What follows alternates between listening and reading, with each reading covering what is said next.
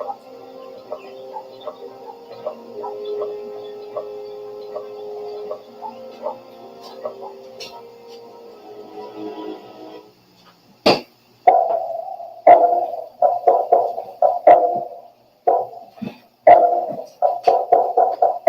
on an airplane, and the destination of this flight is to the other side.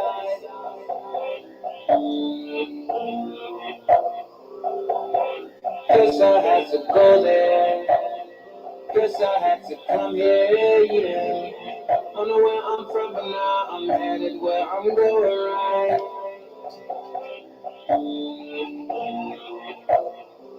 But there are powers in the air, you can't see them. And they have rockets and machine guns, and they're firing on my plane. But I said, fire,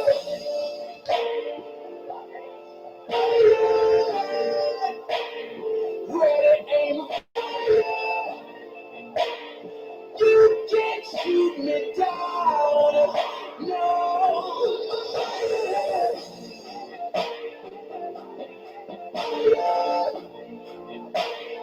Ready, fire, you can't stop me now, no. Trying to make it straight cause it's sideways. Trying to take water to a dry place. Trying to take hope where it ain't none. Trying to take love to a high place.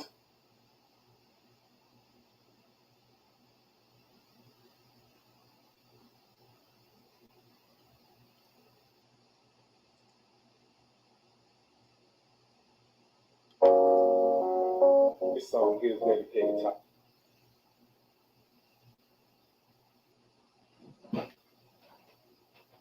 all of these people who just came in the truth. On your journey, you're gonna go through a lot. People gonna be telling you how you shouldn't keep the Sabbath, how the law was done away with. You know, my advice to you is just ignore it. Keep the Most High first. Keep His law. That's what we doing over here. We resting. We're chilling on the Sabbath. That's what we doing. We chilling on the Sabbath. We're chilling on the Sabbath. They all go to church on Sunday. They all confused. We're chilling on the Sabbath. We're chilling on the Sabbath. Celebrate. We're chilling on the Sabbath. Friday sundown. Saturday sundown. Say we're chilling on the Sabbath. While everybody's out doing what they want to do. We're reading scripture and singing to the Most High. Cause we know the law and we keep the Father's holy commandments. So let people say what they want to say. Let them mock you for keeping His day, yeah. We gon' be ready when Christ returns. They be having church on the wrong day, and they despise everything that we say, yeah. Even when we show them in the holy word. The fourth commandment says, remember the Sabbath and keep it holy, and we should always honor the Most High and do exactly what He says. And don't let the non-believers convince you that the law is done away with. You just rest and chill with the Most High, cause the Father knows who's here. So you tell them, we're chilling on the Sabbath. Say we're chilling. We're chilling on the Sabbath. Don't call me, I won't even be answering the phone. We're chilling on the Sabbath. We're chilling on the Lord's day. We're chilling on the Sabbath. Then you back door, you tell them this right here. Now don't look at me on no Sunday at your church no more. 'Cause now I keep the holy Saturday. See, I can show you in my Bible, Exodus chapter 20, Stroll down and look at verse 8. Verse 8. The fourth commandment says, remember the Sabbath and keep it holy. And we should always honor the Most High. Honor the Most High. Do exactly what He say. And don't let the non-believers convince you that the law is done away with. You just rest and chill with the Most High. Cause the Father knows who He is. So you tell Him we're chilling on the Sabbath. Say we're chilling, y'all. We're chilling on the Sabbath. You can come through if you want to. We're chilling on the Sabbath. And learn some scriptures about our Heavenly Father. We're chilling on the Sabbath. With the fourth commandment says, remember the Sabbath and keep it holy. And we should always honor the Most High. And do exactly what He say. And don't let them non-believers convince you that the law is done away with. You just rest and chill with the Most High. Cause the Father knows who's here. So tell Him we're chilling on the Sabbath. Say we're chilling. We're chilling on the Sabbath. That's all I wanna do, just chill with Father. We're chilling on the Sabbath. So don't ask me to even go nowhere.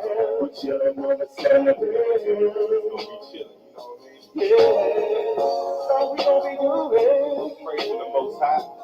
They come at you, bro. You show them in the scripture. So you tell them the Sabbath. They can come through. Tell them to come through. And read some scriptures about my Heavenly Father. About our Heavenly Father. That He blessing us. That He grace. Yes, yes. Ahaya Bahashim Yeshaya Barakatah. We keep in the Sabbath. That's how we doing it.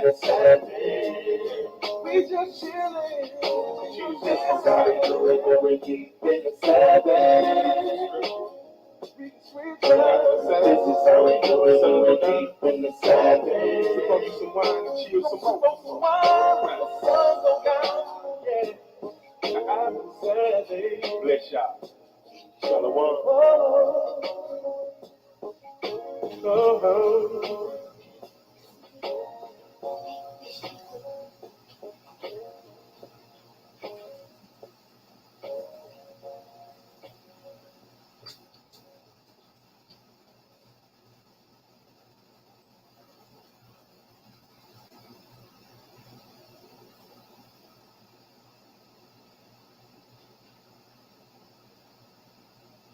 Get up in the morning, slaving for bread, so that every mouth can be fed. Oh, me Israelites, get up in the morning, slaving for bread, so that every mouth can be fed. Oh, me Israelites. And my kids up and I leave. Darling, she said I was the after beauty.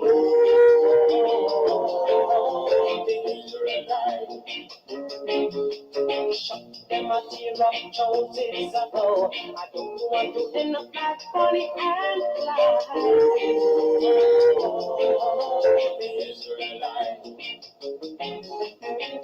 There are some, there must be a God. In the palm, you saw your Allah.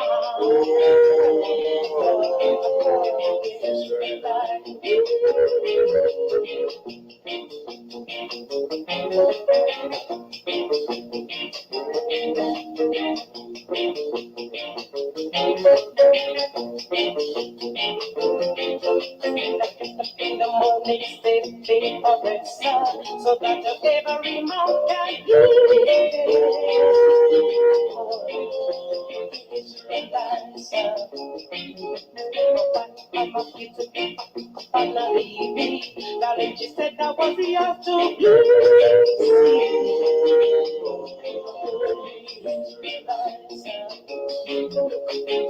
them a tear up choices ago. I don't want to end up like Bonnie and Clyde.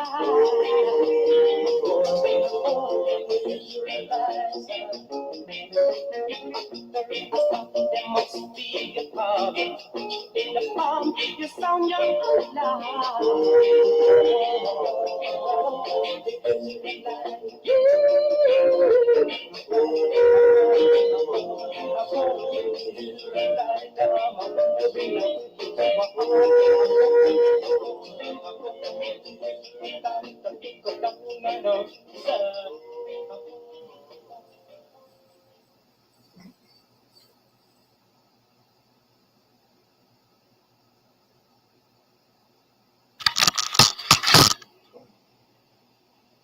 All right, brothers, we live.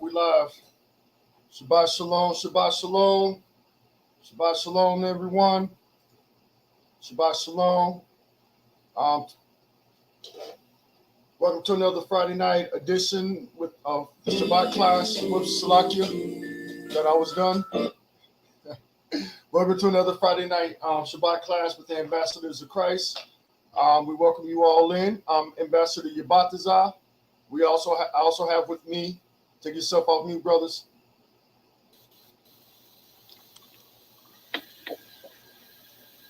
Shalom, this brother is Ambassador Ariyah. And to the top right of me is Shalom, everybody. It's Ambassador Barak. So just real quick, we just want to send a Shabbat Shalom and a Thawada to the chat. We see the sister Wanda out there. We see Josh Bellamy out there. We see Treese Carson. And we see the mother Bathaya out of Cleveland, Ohio. The Thawada family for tuning in with us tonight. Tonight, I'm going to be in the passenger seat. Tonight, your ambassador who's going to be teaching is going to be Ambassador Barak. The last time the brother taught, it was an excellent class. The brother brought some great information out, especially being a young man in this truth and in this walk. And then also we got Ambassador Ariyah. So they're going to be your pilot and co-pilot.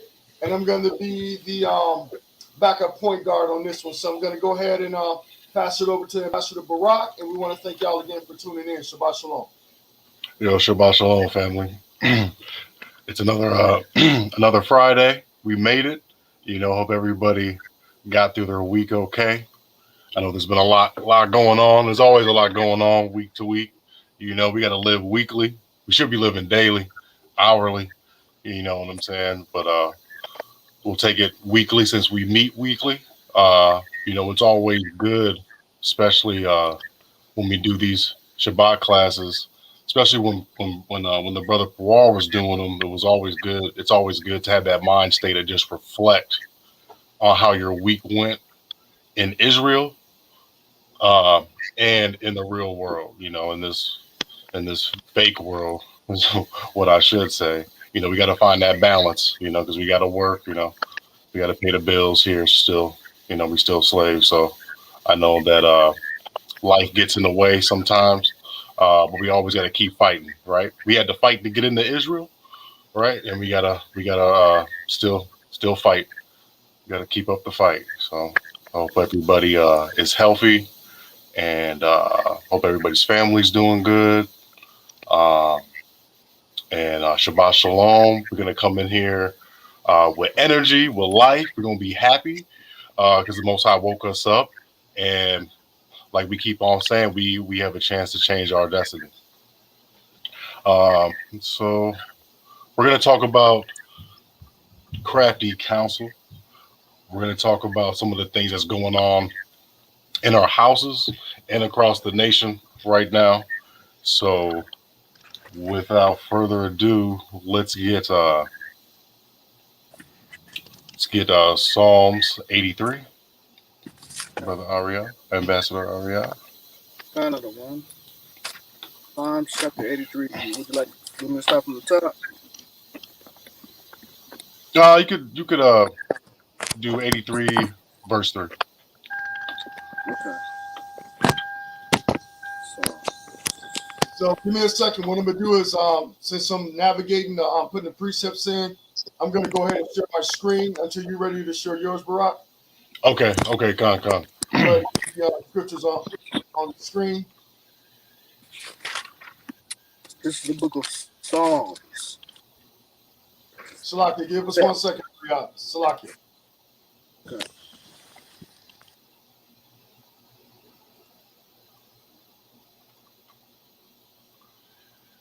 Yeah, we're gonna do a lot of screen sharing. I got a whole bunch of stuff that I want to bring out. So And you said 83 and 3. Okay, there you go. mhm.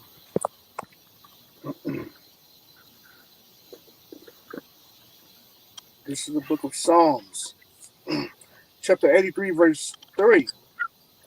They have taken crafty counsel against thy people, and consulted against thy hidden ones. Read. They have said, come, and let us cut them off of being a nation, that the name of Israel may be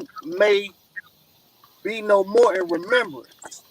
So these people, they don't like Israel, obviously, from what that's saying, and they're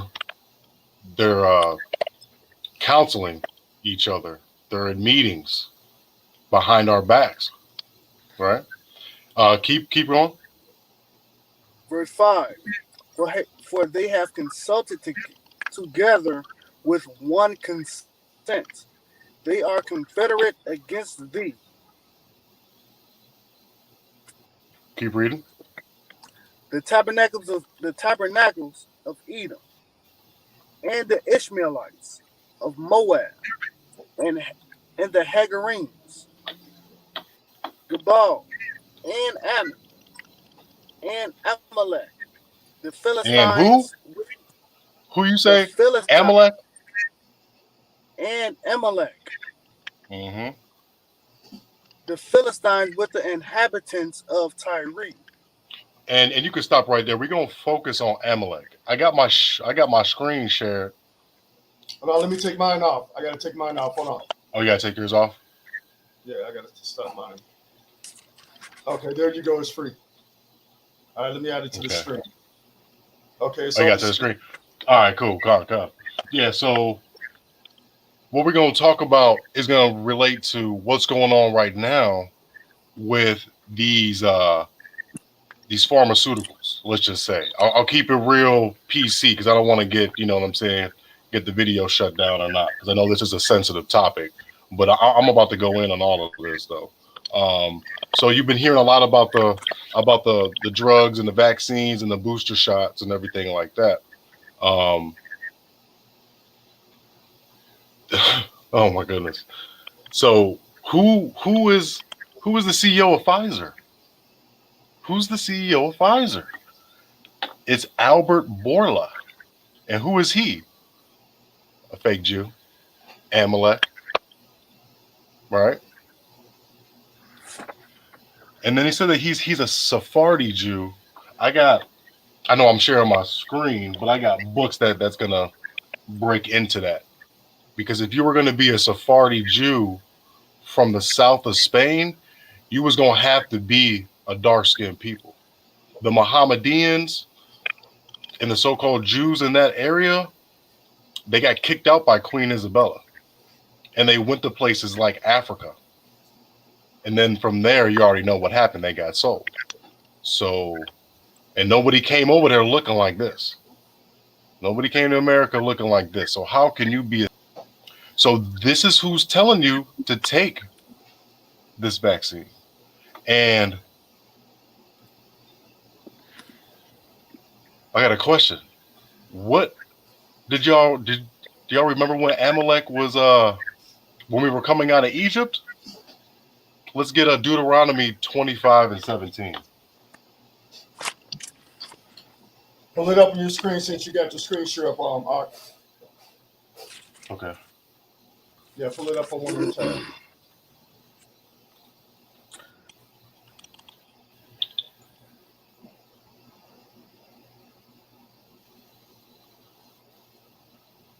My computer's going a little slow, which is It's all rare. right. So but I'm gonna pull it up right now. Yeah, but it's Deuteronomy 25 and 17.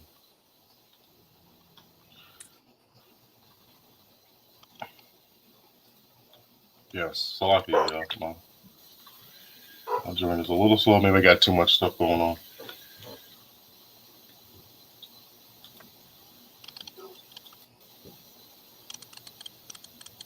But don't worry about it. Just go ahead and read it if it's doing that. Okay. This is the Yeah, I book don't know of why it's so slow. Deuteronomy. This is the book of Deuteronomy, chapter 25, verse 17. Remember what Amalek did unto you by the way, when ye were come forth out of Egypt. Verse 18.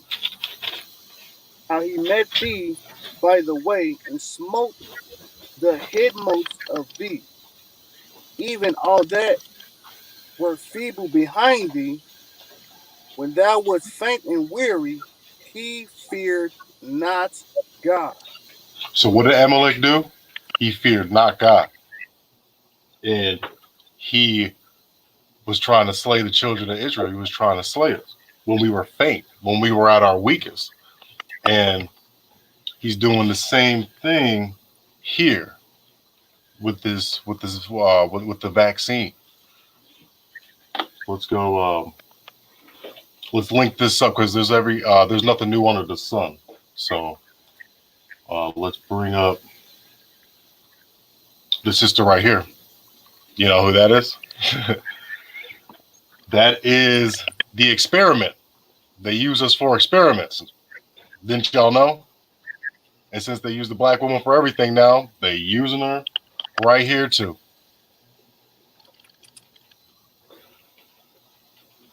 Man, just look at it, man. You already know who's over the vaccine. All the propaganda. That's something else, man. Hopefully the sister is okay. Hopefully that vaccine don't do, any harm to her. But check it out again. Here she goes again. She got the first booster shot too. She got the first booster shot. I don't know if you look. I got it paused in a funny way, but she's looking like, is this real? y'all fake jabbing me, right? So let's continue. Let's link this up because it's nothing new under the sun, as the scriptures say. They were doing this before. Man, my computer's going a little slow. Look at that. Different time, same situation. That's a picture from the Tuskegee experiment. Testing men for syphilis. I'll break it down. I'm gonna get there. That's a better picture right there. So let's go over here. Hopefully it loads up.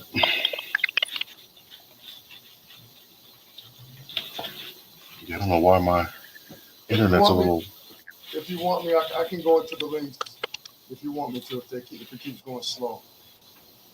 Yeah, if it keeps going slow, I'll do that. Yeah, just give it a second. So in the meanwhile, what you just read about Amalek over there in Deuteronomy 25 and 18, it says that how he met thee by the way and smote the hindmost of thee, even all that were feeble behind thee when thou was faint and weary, and he feared not God. So in the meanwhile, just while we're waiting for that, we just come out of my full screen. I had a precept that line right up with that.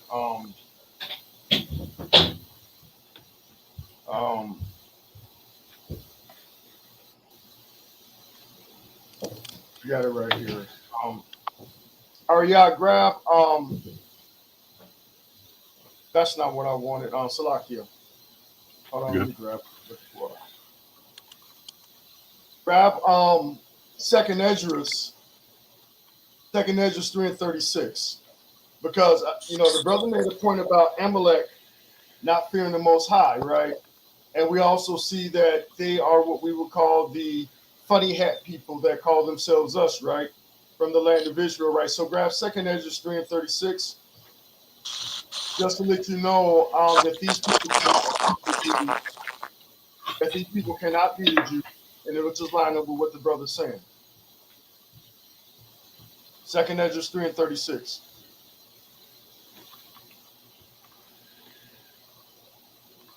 I can get it too if the brother can. Okay. Well, I mean, you go ahead and work on your stuff. I'll go ahead and read it for the time being until he comes back. So just to back up what we just read over there in Deuteronomy on 24, we're going to go over to the Apocrypha. 2nd Ezra, chapter 3, verse 36.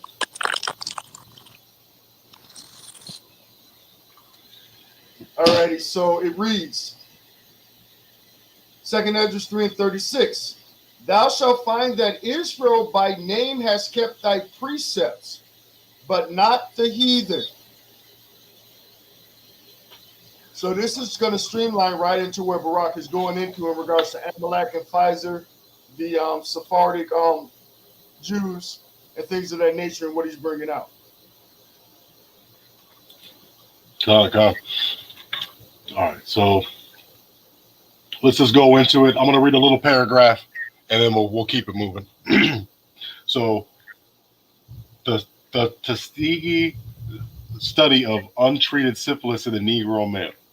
It is commonly called the infamous Tuskegee syphilis experiment. It began in 1932, continuing to 1972, and it lured over 600 black men, mostly sharecroppers from Tuskegee, Alabama. Sharecroppers, man, these were poor men. These were poor men living still in the plantations of our ancestors. It's crazy. Into this diabolical medical experiment with the promise of free healthcare. Hey, if you get the vaccine, I'll give you $100 credit. Man, I'm telling you. And so for 40 years, hundreds of African-American men with syphilis went untreated, given placebos and other ineffective treatments so that scientists could study the effects of the disease even after there was a cure. None of the men who had syphilis were ever told they had it. I'll repeat that. None of the men who had syphilis were ever told that they had it. Instead, they were told that they had bad blood. They were never given penicillin, despite the fact that it had become standard treatment in 1947. It says here that the last survivor died in 2004. So it was not that long ago. So we have to keep in mind all these little crazy experiments that they're trying to do to us. We're not going to know the effect of this until later on. I don't have it here, but it's facts. Bill Gates is a eugenicist, meaning that, you know, he has sick aspirations to genetically annihilate the black man from off the face of the planet. His grandfather was a part of Planned Parenthood too, as well, and he funded the vaccine, right? So all this is Crafty Council. All of it's is straight evil, man. It's straight evil. Let's continue. See what we got here. Well, Salakia though for the slow internet on my computer. So they're gonna do it again. I'm not gonna play the video. So, you know, this is one of my joints that I listen to because remember we're watchmen, right? So this is what I do. I watch. A lot of things are online, so we have to take it upon ourselves to look out for the people, tell them what's going on, and these are just one of my little sources. But yeah, they're gonna pour $125 million into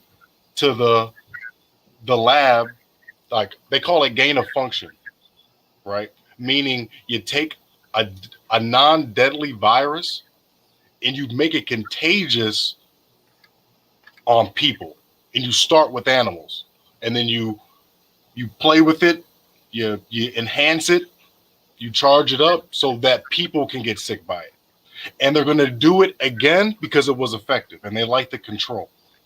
And it's ultimately to kill who? To kill us, right? I'll show this because this is important. I won't flash it. That's the Brody right there, blessing us with his presence on the Shabbat class.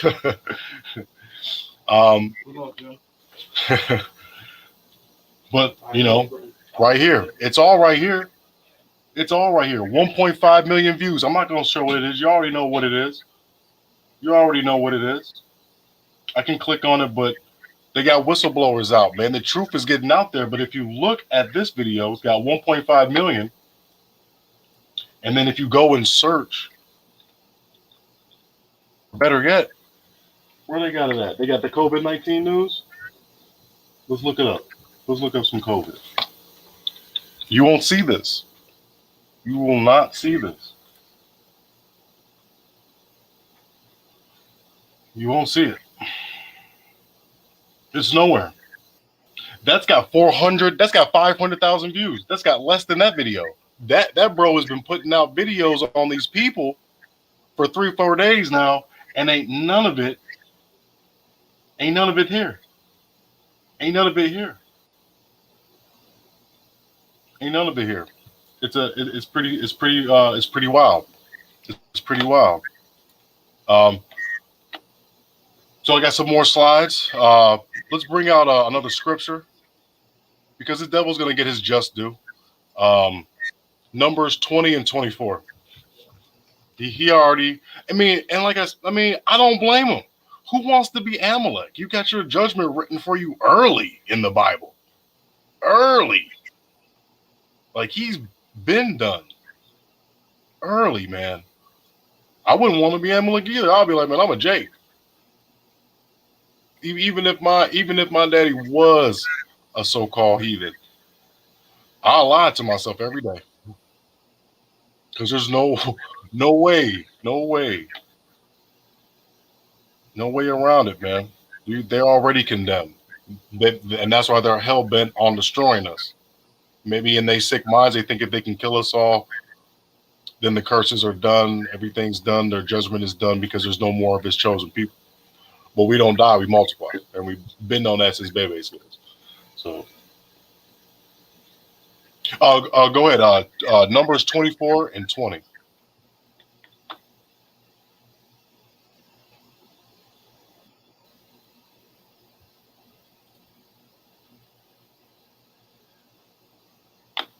And then I'm gonna.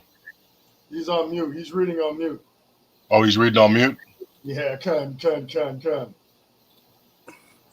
Salakia family.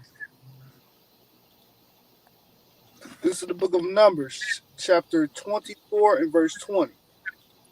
And when he looked on Amalek, he took up his parable and said, Amalek was the first of the nations, but his latter end shall be that he perish forever. He's going to perish forever. So maybe that's why he's trying to do the things that he's doing to us right now. Because he already know it. And he's been knowing it. And my thing is, how could you fit the biblical curses though, too? How could you fit though? You're the CEO of a $1 billion trillion drug company.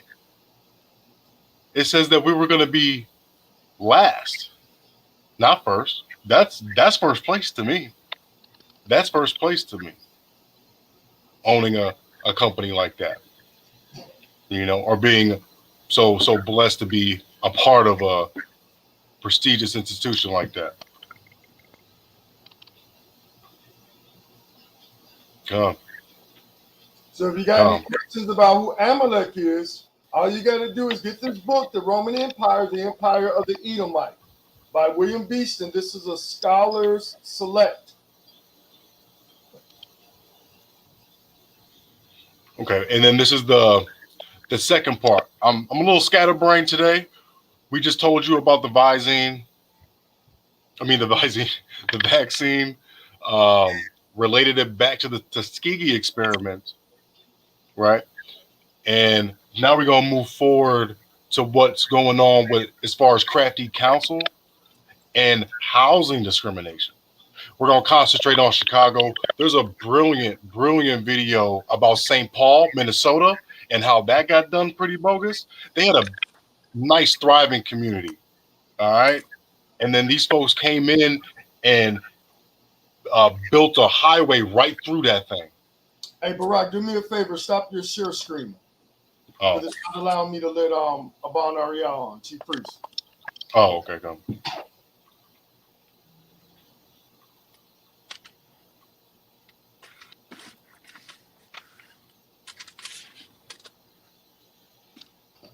Let's see. Back check. Yeah, I still don't see the out of one. All right, where do you want to go now, King? I'm gonna actually go to another share screen. I'm gonna talk about the housing situation and just give it a little backstory. I know I brought this out in camp. I know the brothers that know me that we go into the holy days and everything when we all congregate. You know, we talk about it. Some brothers might know. I could do it a little bit better. I got to get on my Mala Ak and get a real nice PowerPoint going on. But next time, when I just a little preview, when I finally read all these, when it breaks down who's the real Jew as far as that Sephardi stuff that they talking about, we gonna find out who the real Jews of Spain were. I put those books back on the screen. The white one wasn't real clear. Let me see that book you got right there. Let's see what you have over there to your chat. Hey, I'm 30 pages in, family. Okay, 30 pages in. Okay, Christopher Columbus and the participation of the Jews in the Spanish and is that Portuguese? Portuguese, correct. Okay, Con. And what was the and other? then I got the other one backing that up. This is a real beautiful book, y'all. It's got actual accounts. Got actual accounts of real people. Okay, and what they seen, the stories and everything. It's a brilliant book. And I'm doing this so I can do this because I got a lot of books to read, y'all. And this is the last one that's gonna put it in the nail. It's a nice book too. We get the glare from your light. Oh, okay. Getting a little glare from it. Yeah, it's better right there. So there's Jews, the Jews of Spain and Portugal and the Inquisition. Okay, kind of one. Yeah, so that's coming up. I'm gonna do that in a PowerPoint form, so it could be a little bit less chaotic. So we're gonna get in. I know Chief Priest just joined us. Chief Priest. Hey, shalom, shalom. So we were just covering, the vaccine and the Tuskegee experiment. Now we're gonna go into Crafty Council and how it deals with housing segregation. So I got a couple things I want to share with y'all because it's important. I've been knowing it for a while, but it's nothing like sharing. And please remember to like the video, share the video, family. For everybody that just came in, shalom, and I'm gonna share the screen again.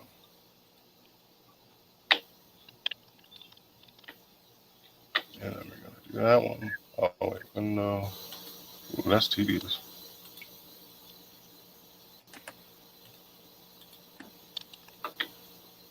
And then can you put my okay, there we go.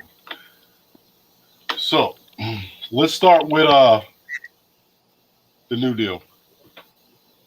Let's start with the New Deal. Dang. So lucky, y'all. Gotta wait for it to load up. So back when white men and black men were both broke, we were both broke. I don't want to hear not one of you heathens talk about anything about this time period. We were both broke. I'm gonna get a little heated because this makes me mad. This is in the 1930s, right? So we're going back with this devil, Franklin D. Roosevelt, another one of our friends. So it says here that the New Deal was a series of programs, public work projects, financial reforms, in between the times of 1933 and 1939, right? So what this did was build up the suburbs that we know now. They created their own suburbs in the midst of segregating us at the same time. Really sneaky stuff. But when you're the land developer and you're the bank and you're the government, who do you think the deal was for? It wasn't for people that don't look like you. It was for your people. It was for John and Sally and Bob. So they could get their car in their 2-bedroom house with the kitchen, with the window, with the backyard, so the wife could watch the kids, with the garage. Oh, and by the way, it's zero down. You don't got to pay nothing. We got a job coming up right down the street, and we got some cars too. You could zero down on the car too. We gonna give you that brand new Ford T-Bird, and everything's on the house until you get your feet up, because you're my people, and I'm gonna make sure that we prosper. That's the deal. But where was it for us? It's still affecting us right now to this day. And we had Black Wall Street. We had Tulsa, Oklahoma. But they ruined that. We had some places in Salem, Winston, North Carolina. And they took care of that too. So every time we had something good here, it was crushed. And then the final blow was with the houses and the segregation. So let's go. I know you see the racially restricted covenants. Let's go to the second step. So we got the New Deal. They said, all right, we're getting our people out of these housing projects, because white people lived in housing projects. I can pull that up. I'm a little bit unprepared, but I can pull all that good stuff up. But like I said, we were broke at this time. So Levittown houses, right? There was a man founded a company, Levitt and Sons, Levitt and Sons, and he basically built that 2-bedroom house with the kitchen and all of that. They found a way to mass produce those. I'm not going to get the quote because my computer's slow, but he had no intention, this Jewish man had no intentions of building these neighborhoods for black people at all. Hey, can I bring some out just to back you up? Come. Hey, another great book is called, and Thawada to my wife, man, my beautiful wife on the Shabbat, reminded me we had this book called The Color of Law, right? It's by Richard Rothenstein, right? If you notice that name, just like Levittown and all that, you're knowing that these are the last names of the small head people over in Israel. So what it says is that this is a New York Times notable book, heralded as masterful per the Washington Post. It says The Color of Law is a groundbreaking investigation into how U.S. governments in the 20th century deliberately imposed racial segregation on metropolitan areas nationwide. It says Richard Rothenstein has painstakingly documented how our cities from San Francisco to Boston became so divided. He describes how federal, state, and local governments systematically imposed residential segregation with undisguised racial zoning, public housing that purposely severed previously mixed communities, subsidies for builders to create white-only suburbs, tax exemptions for prejudiced institutions, and support for violent resistance to African Americans in white suburbs. Say it out loud for the people in the back. Beautiful. And then just to hit on this, so you got the developers, you see the man that's building the houses don't like you. The man that's building the houses don't like you. The president don't like you.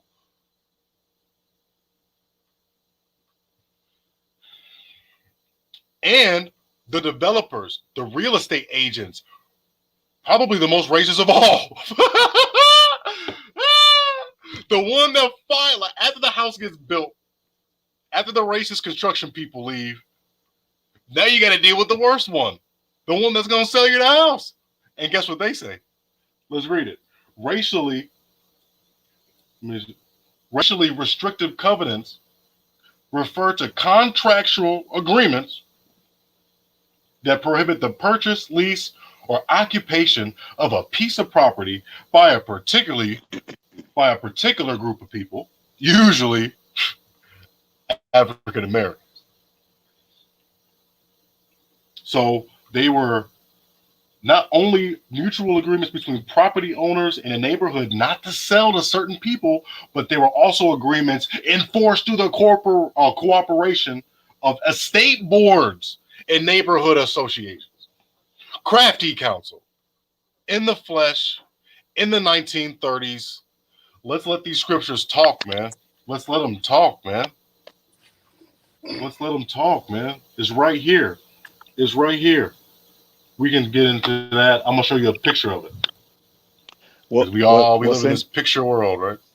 what's interesting to note is that it's even being done today, but it's called redlining.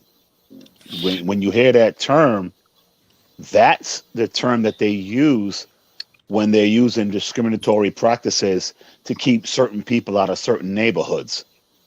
But what they don't realize is we don't want to be in your neighborhoods. I mean, we don't. You know, we don't want to be you. We want what you got, but we don't want to be you. We don't want to be in your neighborhoods. I don't want to be in a neighborhood where I can't come out of my house and barbecue at 2:00 in the morning and play some Isley Brothers music. I don't want to be in a neighborhood like that. I'm a man of soul. I'm a man of substance. I'm a man of spontaneity. I don't want to deal with that anyway. But that's what they were doing. It was still called redlining, and it's being done today. And what's weird about it is, and what's interesting to note, is that when you start to look at when Congress goes into session and all these state legislators, what they do is when they don't want you in their neighborhoods, what they do is they rezone everything. And so by rezoning it, they keep certain people out. Like a couple of years back, if I'm not, my memory serves me well, maybe a couple of years back with the new election or whatever the case might have been, what they did was they said, hey, when these people came out of jail, they were obviously, they had the right to vote, because when you're a prisoner, one of the things that you give up is the right to vote. So when you came out of prison, you got that right back. So what they did was they rezoned the neighborhoods so that the people who came out of jail couldn't vote in a certain neighborhood. So the polls would be in, say, neighborhood A, but you lived in neighborhood B. So what they did was they rezoned your neighborhood so that you weren't able to vote. So these are the things that they did, and it was called redlining, and it's still used to this day. And this is it right here. I know y'all seen the racial restriction covenants. Just to add to that, see, it's kind of unfair. It's like, let's say we got a square block, right? It's known that there's going to be houses built there. I just want a house. I don't want to live with y'all for real. But if I move in at the very edge of the border, they got newspapers, old articles of mobs throwing people, kicking people out. I think they kicked out somebody that became real prominent in the Harlem Renaissance. I think she was like a poet or like a writer or something like that, but they kicked her out of St. Paul. And there was this old white woman doing the story, and she looked sad as hell, like she lost a piece of history, because she was a real important figure up in Harlem in those times. But they kicked her out of St. Paul. It's like we want to just move in one. Just give me one house. But you won't even let us move in. It's supposed to be for everybody. So the school bus is the government saying, hey, everybody grab your house. So if I come up in there like Tom Hanks, Forrest Gump, and everybody's saying seats taken, seats taken. And then Jenny looks at me and says, yeah, nigga, my seat's taken too. Guess where I'm sitting? I'm sitting in the slum. I'm sitting in the alley. And that's where this is. All this red that you see on your, huh? Which by the way, what this dude, General, I forget the first name, but General Gump was like the first Grand Master of the Ku Klux Klan. So what does that tell you? Yeah, definitely. So, I mean, what we're looking at here is redlining. This is zoning. The red is the slums. That's where all the white folks started out at, right with us. But slowly, as the land got developed around, they trickled out. And they kept us in here because of those racial agreements. Seats taken up on the north side. Seats taken in the Chicagoland suburbs. Seats taken in the southern suburbs. But not only did they do this, they said, hey, banks, you're not gonna fund the south side of Chicago. You're not gonna fund this at all. You're gonna develop land here. I'm out here in the suburbs. It's heaven. This is their heaven. If you walked around here, you would see this white man with a telescope looking at the stars. It's their heaven, man. You could sleep outside. Not nobody will say nothing to you. Beautiful green grass everywhere.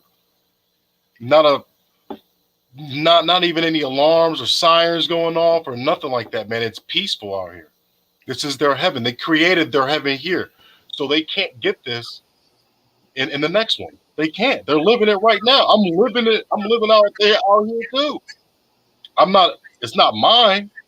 You know, I might live in a little apartment or something like that, but you know, I can see what they built for themselves, and they're still building, and they're build back better. They've been doing that in Illinois for quite some time. They've been doing that for quite some time. It's a beautiful thing. They've been doing that for quite some time. It's a beautiful thing. I mean, you're not going to get it in the next one, so you might as well get it now. You might as well. You might as well, because I mean, they got parks out here. They're knocking down smaller houses and building them bigger, and they're getting sold.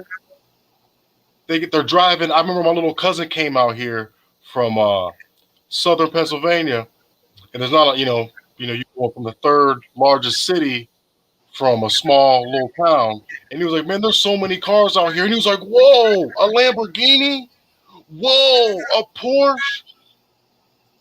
You know, we were walking to play the little mini golf, and we were walking on the side of the road, and he's seen all these cars that he'd never seen in real life, and he was flipping out.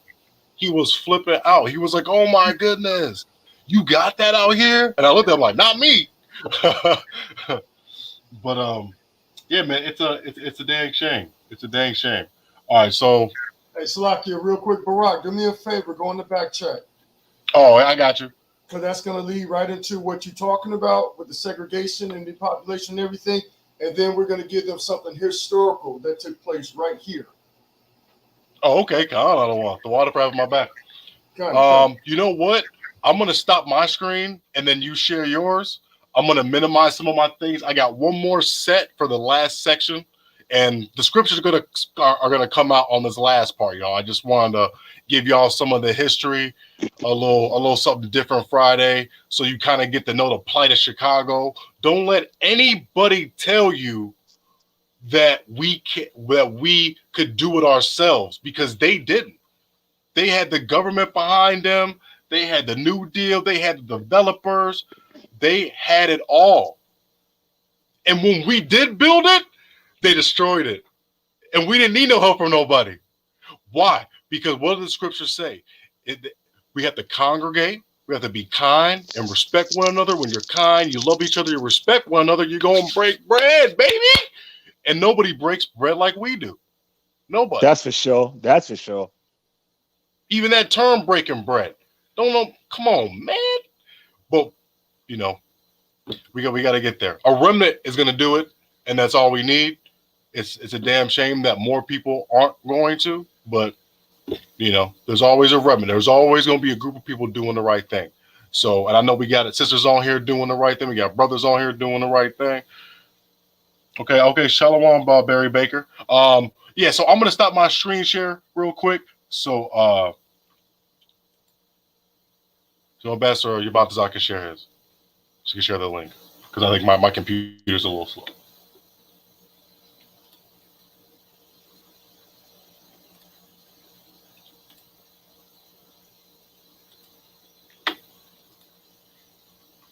Are you on your button, sir? Oh. Slakia, my bad. I was on mute, man.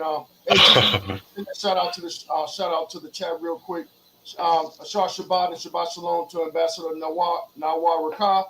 Shabbat Shalom, the Prince of One Shabbat Way. Shalom. Shabbat Shalom. Same thing to Sister Navat Olaray, and also to the brother Barry Baker. He says, Shalom, brothers. Time to leave this raggedy town. I have 5,000 acres for us. Get at me. All right, brother. That's what's up, man. We appreciate that. Woo! Yeah, that's beautiful, man.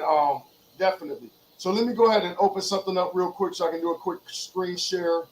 I'll make sure I got the right thing. All right, so as the brother was eloquently bringing out about the Crafty Council, about our enemies, and they're trying to redline our communities and things like that, and doing whatever they can within our power, and within their power to keep us at the bottom of society. So when that time of the redlining, or what they call segregation, was coming to an end, where I live at, something historical took place. Where I live at is the first west suburb of Chicago, right? And if you know anything about history, there was a great race riot that took place over what? Housing, redlining, segregation, and all of that. So this is from Wednesday, July 11th, 1951. Let me just zoom this a little bit. It says the Cicero race riots occurred. It says the Cicero race riot occurred on this date in 1951. One of the 20th century's worst race riots happened when a mob of 4,000 whites attacked an apartment building. Remember what the brother was talking about? Attacked an apartment building that housed a single black family in a neighborhood in Cicero, Cook County, Illinois. If you don't know anything about Cicero, Illinois, it used to be an all-white Italian Jewish town. Then eventually the Jews started moving out, and it became infamous as a mob town. It became known as the headquarters of who you guys know as Al Capone.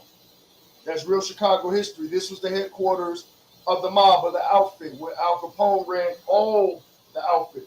But anyway, it says after World War II, white attacks on blacks in metropolitan Chicago South and Southwest sides and the western industrial suburb of Cicero increased.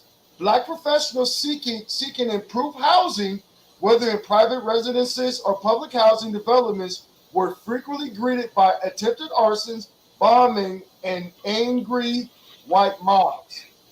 Let me see.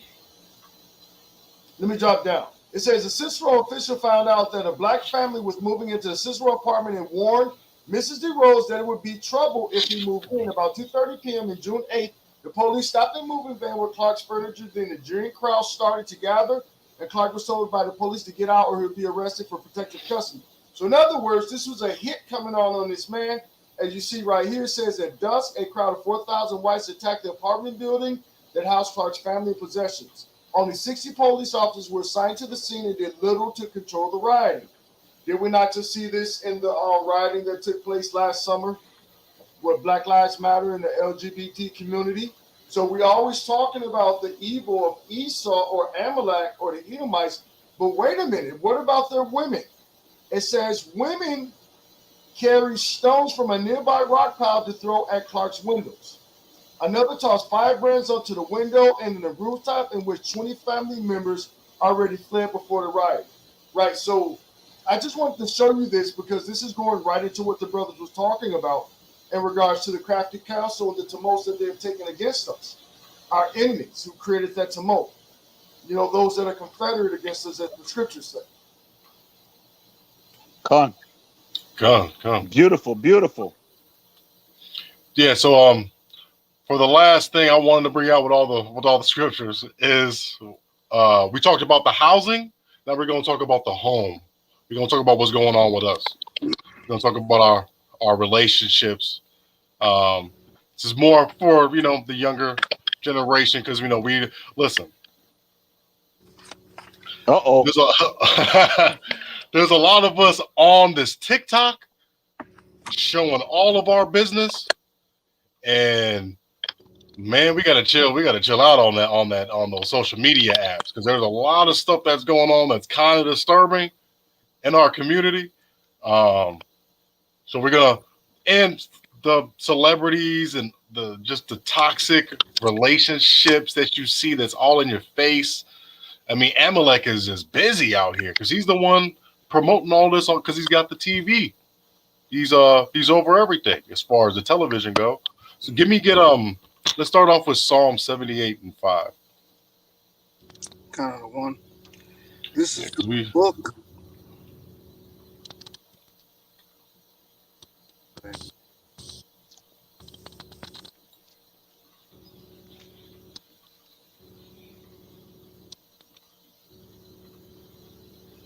Psalms chapter 78, verse 5.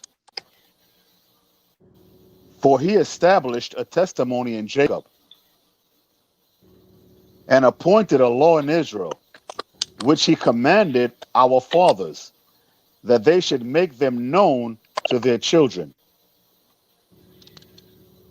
That's right. So as far as relationship goes, we got to teach our children as far as the men and the women go, how we deal with each other is not nice. And I know that the children are watching us, watching how we show ourselves on the phone, and doing everything. So we got to be mindful of that. So I just wanted to bring that out to lay way. But let's go into Deuteronomy 7 and 3. This one's for the men. This one's for the men right here. Just to stay disciplined. Can you hear me real quick? Can you finish that? Yeah. Can you finish Psalm 78 all the way down to verse 7? Con, I was thinking that too. Con, Thawada.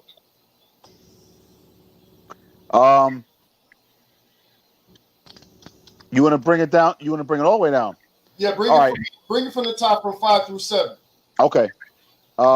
Psalms chapter 78, verse 5. For he established a testimony in Jacob and appointed a law in Israel, which he commanded our fathers that they should make them known to their children. Verse 6.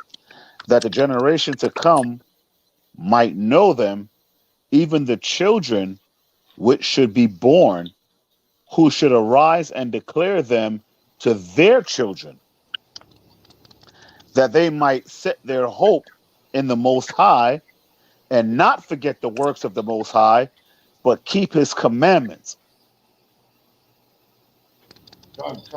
Yo, I don't even know how you can get better than that.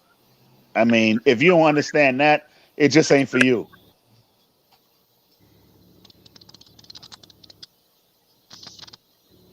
I was just researching. Verse 8. And might not be as their fathers, a stubborn and rebellious generation, a generation that set not their heart aright, and whose spirit was not steadfast with the Most High. Amen. Amen. Wow. That's a dagger right there. It is a dagger, because if we don't know how to operate in our relationships, thus saith the Lord, that we're gonna be lost, because what we're doing right now is not it. Can you give me let's do Deuteronomy 7 and 3, and then I'll share my screen after that. Deuteronomy chapter 7, verse 3. Neither shalt thou make marriages with them. Thy daughter thou shalt not give unto his son, nor his daughter shalt thou take unto thy son. Right. So interracial marriages, we can't do that, right?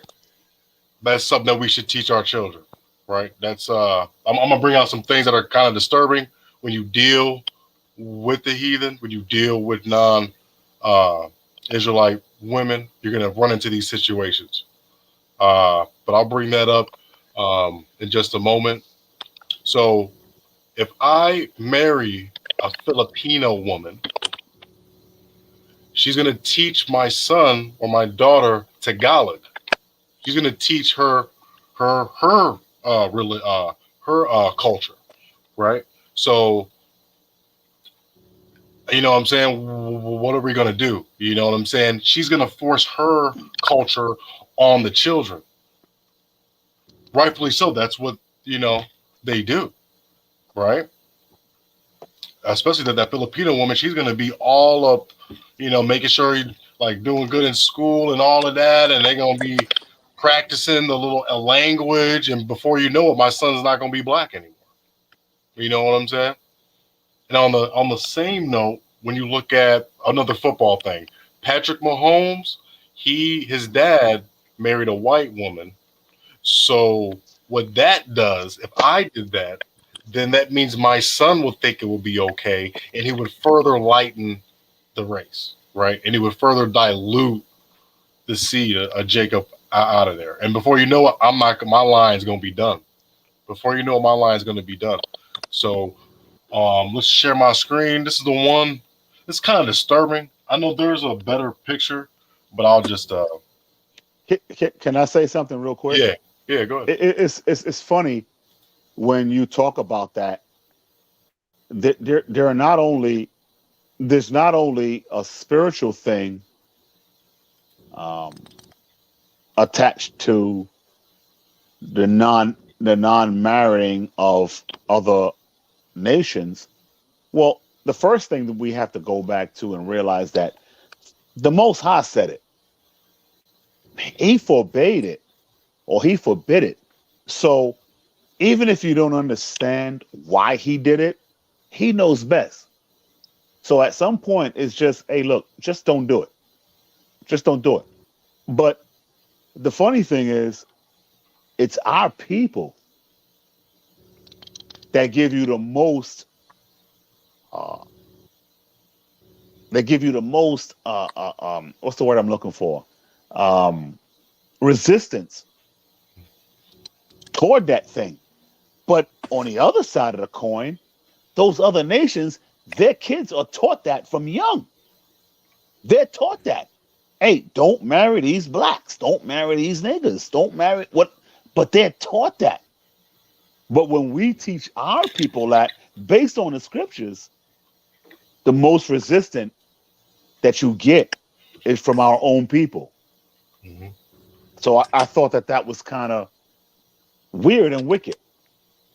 Yeah, I mean, and there was another video of a white woman saying, "Hey, black men don't come up to us in public and holler at us. It's embarrassing because my people don't like that." And we And live in Chicago. she's absolutely right, because we don't like it either. Yeah, I definitely don't. Especially when you just look like King Kong. You just look like you're about to take her and climb up the building with her. You know what I'm saying? Because like we cherish those things. I mean, not so much anymore. It's just I think brothers do it just because they don't want to deal with the sisters because maybe being too difficult. Maybe they're not enough. Listen. I seen a lot of brothers out here in the suburbs that came from a bad spot that weren't around white women, and then from freshman year to senior year, it was Gerbo. Then it became Calvin Klein.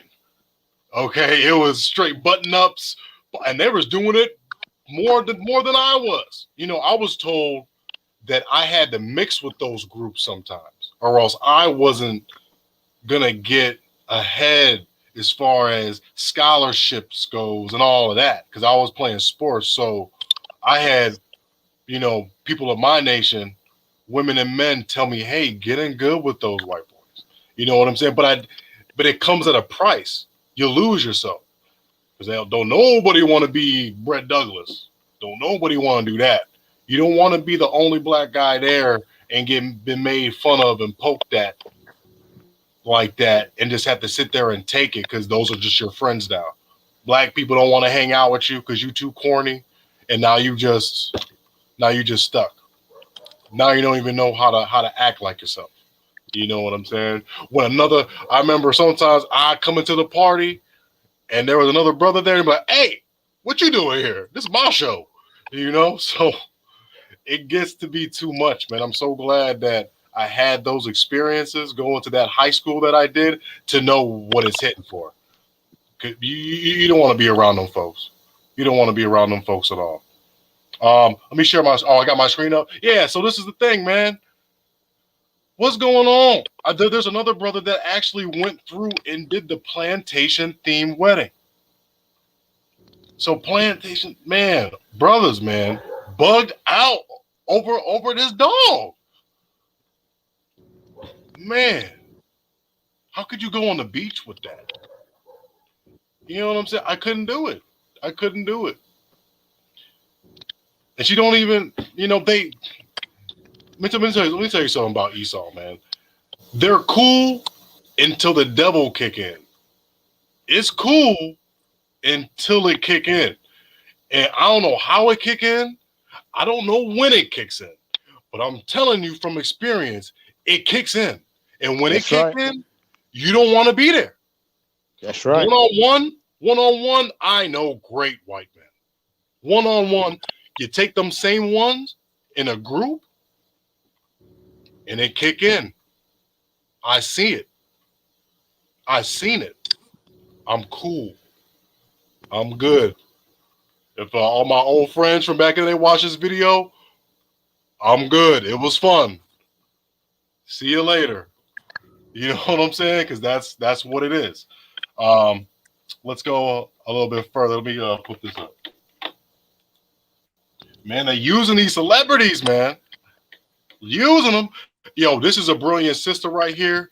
I might let that video go because she treats the both of them. And she's basically paraphrasing in scripture. Hey, let it run for a minute. Yeah, let it run. Hold on. Let me bring this up. Let's get Deuteronomy 22 and 22 real quick. Let's get a little law. Because we wouldn't make it in today. We wouldn't make it today as far as these laws pertaining marriages and how women are so quick to leave, men are so quick to leave. Hop on the next one, you know, just saying every girl's for the damn streets, like Future's doing, you know, and then that hypergamous nature, always thinking that you could level up as a woman. You know, that those two things are bad. But anyway, bring that out. Deuteronomy 22 and 22. This is the book of Deuteronomy, chapter 22, verse 22. If a man be found lying with a woman married to an husband, then they both of them die. Okay. Both the man that lay with the woman and the woman, so shalt thou put away evil from Israel. That's evil. That's evil. Don't be thinking that you could get entanglements. Don't listen to this woman. Do not listen to her. Red table talks. Red like the damn devil, right? And they got all of it. I mean, she's gonna do it all. She gonna do most of the talking. I don't got any sound on my computer. So, brother, you're about to. I'm gonna put the link in the chat, and then you could run the video. Another one of my little channels. Don't take my sources, y'all. Do not take my channel. No, I'm just playing.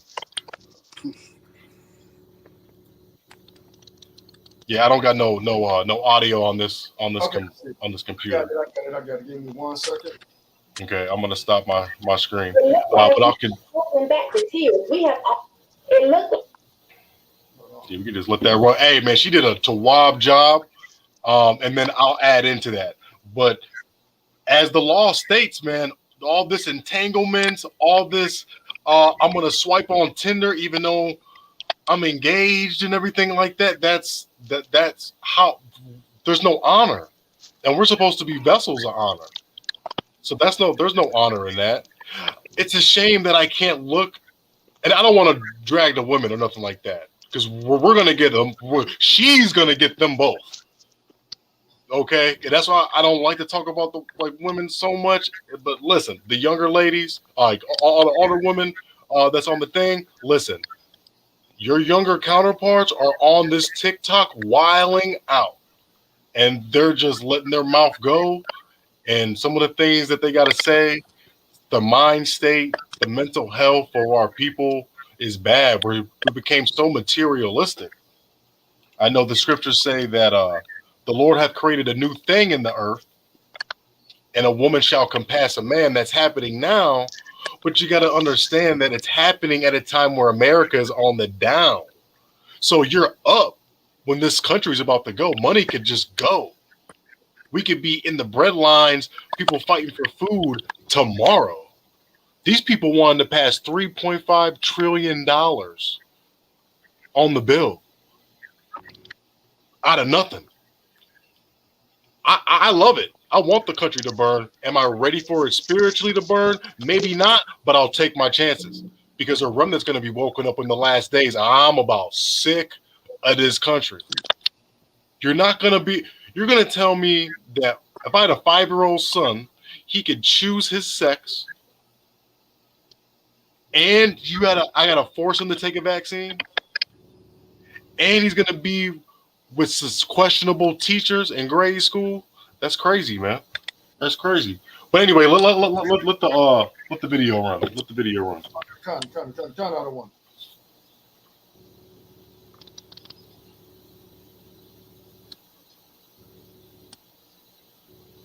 It looked like you were holding back the tears. We have all seen the memes that have been floating around the internet. I'm still trying to figure out why is Will Smith so insistent on showing the world that he's his wife's bitch? You know, why do you feel the need to allow her to humiliate you like that? There is no way that I would ever sit my husband at a table and not feed him. She sat him at that table only to embarrass him. And now I don't know if he thought this interview was him, making amends or taking back his manhood, but it was an epic fail. To now come out and say, we're not monogamous, I had my fantasies too. That's foolishness. You're saying that after your wife has humiliated you in front of the world, and why? You didn't owe any of us an explanation. If your wife cheated and you took her back, you all made vows to each other. Why do you feel the need to come out and say that in front of everyone else? And now to say, it was okay, it didn't seem okay when you were sitting at that red table. It looked like you were holding back the tears. We have all seen the memes that have been floating around the internet. It didn't seem like you were okay with it. It looked like you were about to break down and slash your own wrist because you were about to fall apart, because it seemed that you could just truly see her in that position as if she was really face down, ass up, because that's the way she likes to. I'm not going to finish that, but you know exactly what I mean. And so to come back now and act as if it's okay, and they keep giving us these new terms as if they want to seem so enlightened and evolved. Last year it was entanglement. This year the new term is relational perfection. Shut up. Just shut it up. Why don't you just listen?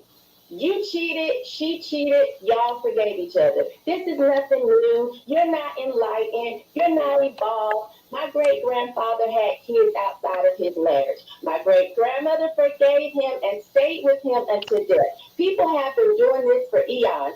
And guess what? They didn't go on TV and tell everybody. They didn't feel the need to share that and justify it and make up some new term to make it seem like it's the new cool thing to do. Just shut up. Stop letting your woman embarrass you, Will Smith, because behind every crazy man is a cuckoo woman, and it seems all crazy to me.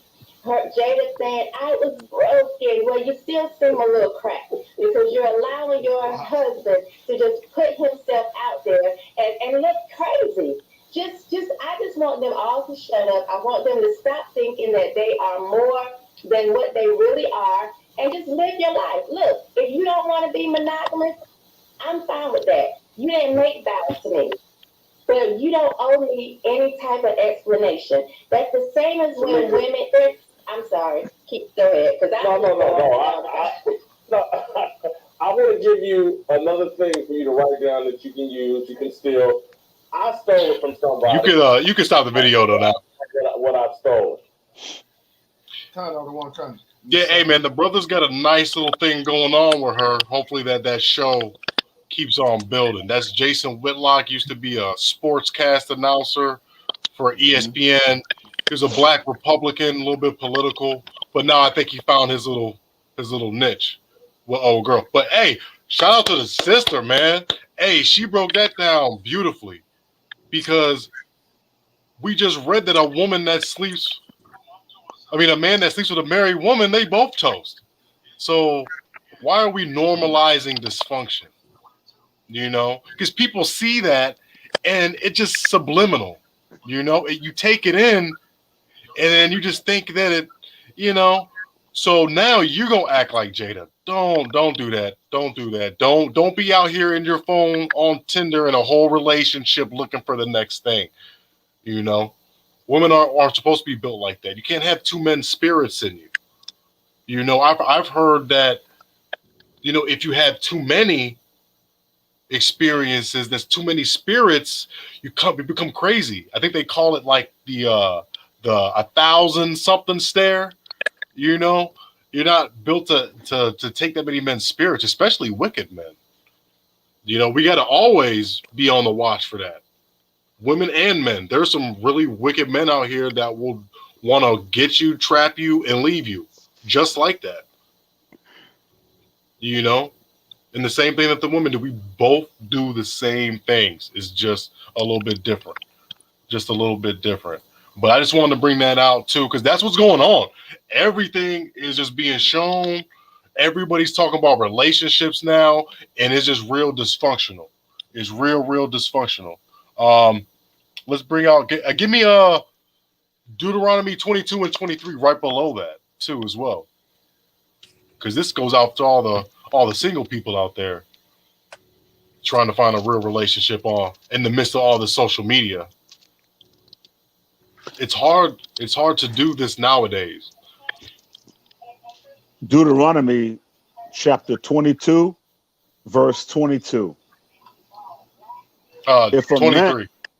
23, Salah. If a damsel that is a virgin be betrothed unto an husband, and a man find her in the city and lie with her, then ye shall bring both Shalak, then you shall bring them both out unto the gate of that city, and ye shall stone them with stones that they die. The damsel, because she cried not, being in the city, and the man, because he hath humbled his neighbor's wife. So thou shalt put away evil from among you.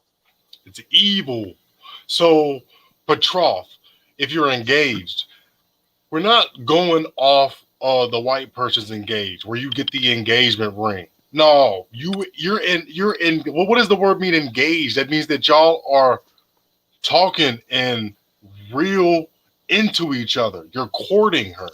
So when I'm on dates, or when you're on dates with people, you know, you got to start thinking like that, because sex is marriage. So that's the ultimate thing. After you lay down with that significant person, y'all supposed to have a big party right after that. That's important. I mean, we say sex is important, but we don't show it that it's important. It's a sport now, hot girl summer and all that type of stuff. It's a sport, but it's supposed to be a celebration. That's what marriage is. Two people coming together. That's what being engaged is two people dealing with each other. You know? And so it's hard out here when you have the phone with everybody else on here. So I can't compete with everybody else. We can't compete with everybody else. So when you're in a relationship, when you're talking to somebody, do him and do her some service and cut out everybody else, because we gotta get to the spirit aspect of things, right? We gotta start, as men looking for spiritual women, we gotta start looking at that like that's the new big baller, is the one that knows the scriptures. And it's gonna happen, right? The Most High is gonna make the men of the Lord that's really doing their thing, they're gonna make them more precious than precious gold. And that's a beautiful thing, man. And that's a beautiful thing. Let's see here. Let's go to Genesis 3:15. This is where it really all comes from. This is where, all this dysfunction that we got, it comes from this. And then I'll share my screen again.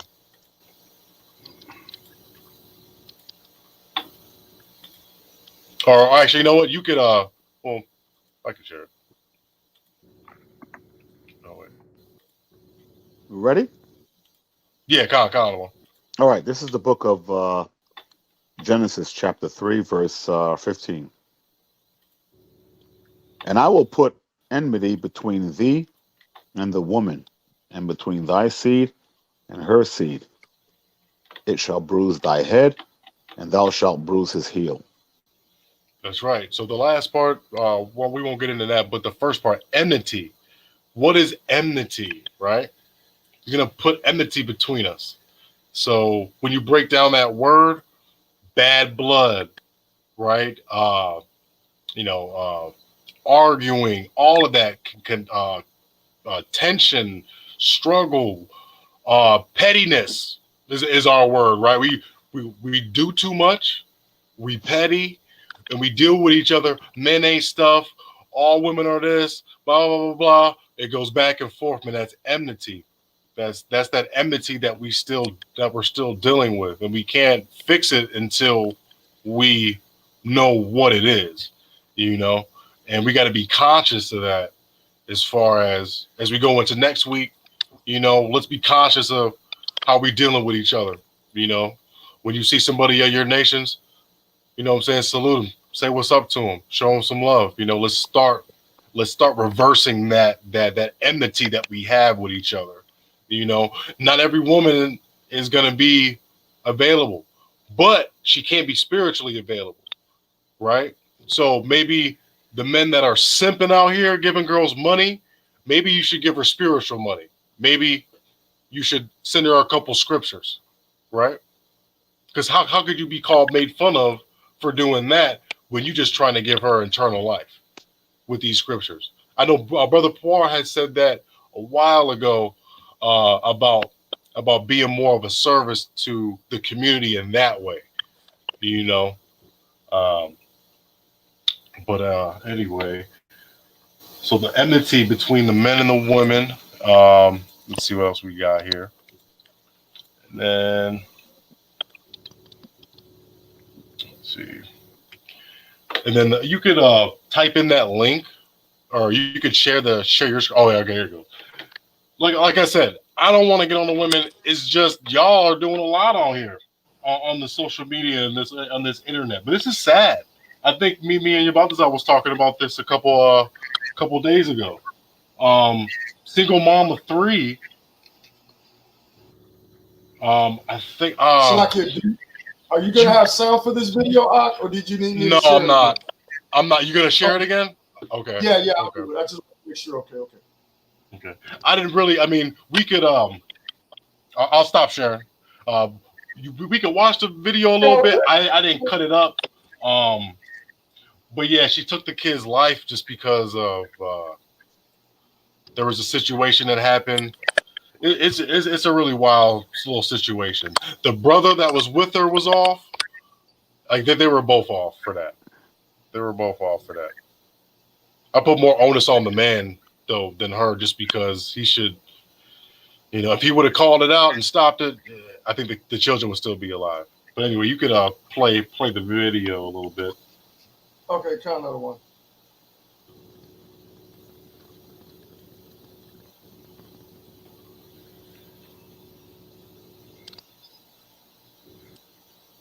Here with millennial women in America. Like earlier this year, the Asian woman out of Arizona did the unthinkable to her two kids. Same as this 35-year-old woman in Phoenix who lost her court battle with the father of one of her kids. And if you saw that video, you know what happened there. And then remember the 37-year-old in Chi-Town, what she did to her son whenever she couldn't find her SD memory card. It's just something going on with these millennial women. 40. I think the really dangerous ones I've been looking at, they happen to be the older millennials, the ones over 30 years old, and they all have something in common with each other. But I'll let you all think about that one and link that together. Here's another one out of Shreveport, Louisiana. Yeah, this one too. That's sad. Black. She was arrested and charged for throwing her two boys off a bridge. Before we Man, today's special shout out to Harrison G, a big supporter of this channel. I appreciate you, Harrison, for all that you do.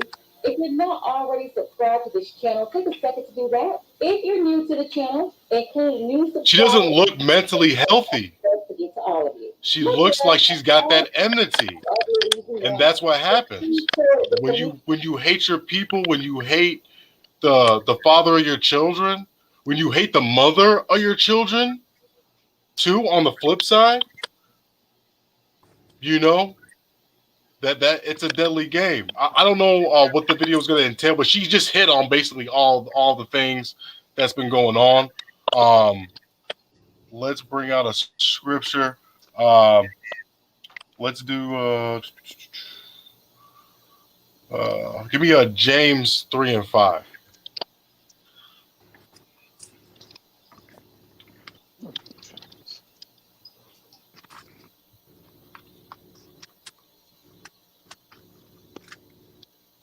Yeah, because this is there's a couple scriptures that pair up with all this too as well. But whenever you're ready, James 3 and 5. James 3 and 5. Con out of one. Con. Copy that. James 3 and 5. All right, James chapter. This is the book of James, chapter 3, verse 5. Even so, the tongue is a little member, and boasteth great things. Behold, how great a matter a little fire kindleth. So what that's going into, as far as our state with our women, and even the men, because the men are feminized too. When something, a little issue, right? The power of the tongue, right? It could turn into a big argument. Just little things in our households, right? And we all know this. A little something can turn into a big matter. Then all of a sudden, you get kicked out. You get the cops called on you. Domestic violence, right? Throwing the hands. So that's something that we got to watch out for. I know the first sister, that's what that was. You know, it's I think it was another video, but it's really because of the situation she was in with her husband that she left, and then she was with the other dude, and she didn't want to give the kids back. So that became a big thing. And how great a matter a little fire kindle it. That he already won, you know, fair and square. He won the custody of the children, but because of that enmity, because of the curses that we got on each other, it turned into something real big. And then she went and took the children's life. Hey, so if I can. Yeah, go ahead. I know you know about that situation too. And this particular story is interesting. When you sit back, like, you know, in America, in Western society, only in the divorce are the children given to the mother. But where we come from the Eastern Hemisphere, the child is the possession of the father. He's the treasure of the child. He comes from the fruit of the father's womb, so that child would naturally go with the father. But in this particular case, we got two men, two different fathers, and two different sets of children that are victims. So that same woman in that video, she moved to another state while the father was fighting in court for custody, right? So she had her oldest child was by one guy, and then she left and moved to another state with another man, got pregnant by that man, had children by two men. So when the original father, the first child, won custody through the courts, they ordered her to bring the child back to the original state, right? So that the father can live and exercise his parental rights, right? As by the so-called American laws or the Father's Right program in America, right? So the story is sad, and I don't mean to smirk. I just think about my own personal experiences in court. But in this particular scenario, the woman, instead of doing the right thing and reuniting her daughter with her father, not only did she kill that child, she also killed the daughter or the son of her current man. She killed both the children. The one of the hated father who wanted the child back at home in his home state, and then the man that she procreated with. I guess her knight in shining armor. So the interesting thing is that the brother of the oldest daughter, he said that, he feels sad about the situation, but why should he feel bad for what happened to that man's child? Because that man was in cahoots and in agreement with this woman to keep him from seeing his child. So now he's suffering the same pain that I suffer losing my daughter. So why should I feel bad for him? Yeah, and it's just like, man, we gotta do better. Man, we gotta stand up and be the leader when it comes to that situation. Because it's gonna lay on us. You know what I'm saying? Yeah, Eve did what she did, but it was on us still, because we're men. We're men. How do we do that though? You gotta stand up. For one, you gotta be careful about who you give your seed to. That's the first thing. If she don't know the law, statutes, and commandments, or have any understanding of who she is, I say avoid her at all costs. Let's say we get past that, because obviously 90% of them don't. So let's say we get past that. Now what? I think we have to, he's got to look at it like that's his son. That's him. I want him to be with his son. I think we got to show a little bit more brotherhood, just like how the sisters show their sisterhood, and they don't really blame any, they kind of just stick together, like no matter what, right? We got to kind of go in that situation like, she's a little off with that. You know what? Let me call the bro. Let me try to get his number. I'm going to call him, and then I'm going to just go behind her back and just do all of that. And I'm going to just transport the kid. I'm going to take matters into my own hands, But, in this world, we're really busy what we got going on, and that's all that matters in our little world. So, we got to care more about other people's situations. I think that's the number one. But that's in a perfect world, and this world is far from that. So, what do you think? You was leaning in a certain direction. Where are you going, King?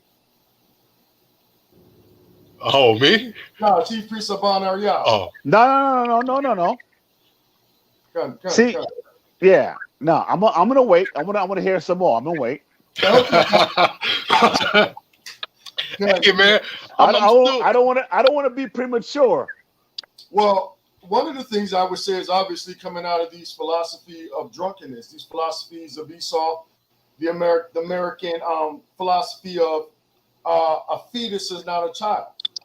When you're talking about abortion, women understanding that the roles that they are possession of the man, and that, as a matter of fact, let me get this precept real quick. Somebody grab me.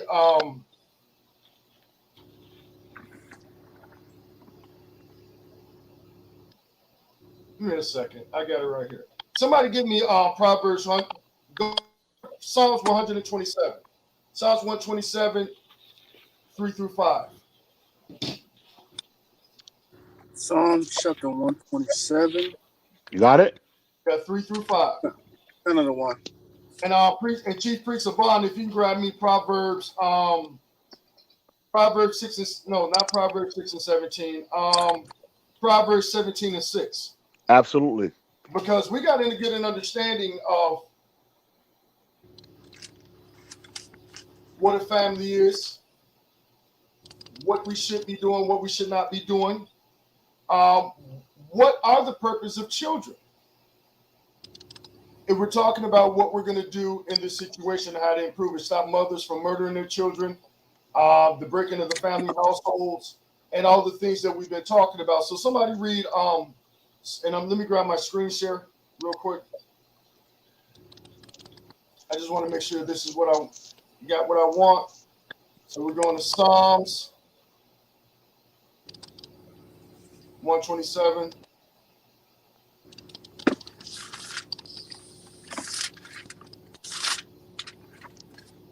Okay, here we go. Psalms 127.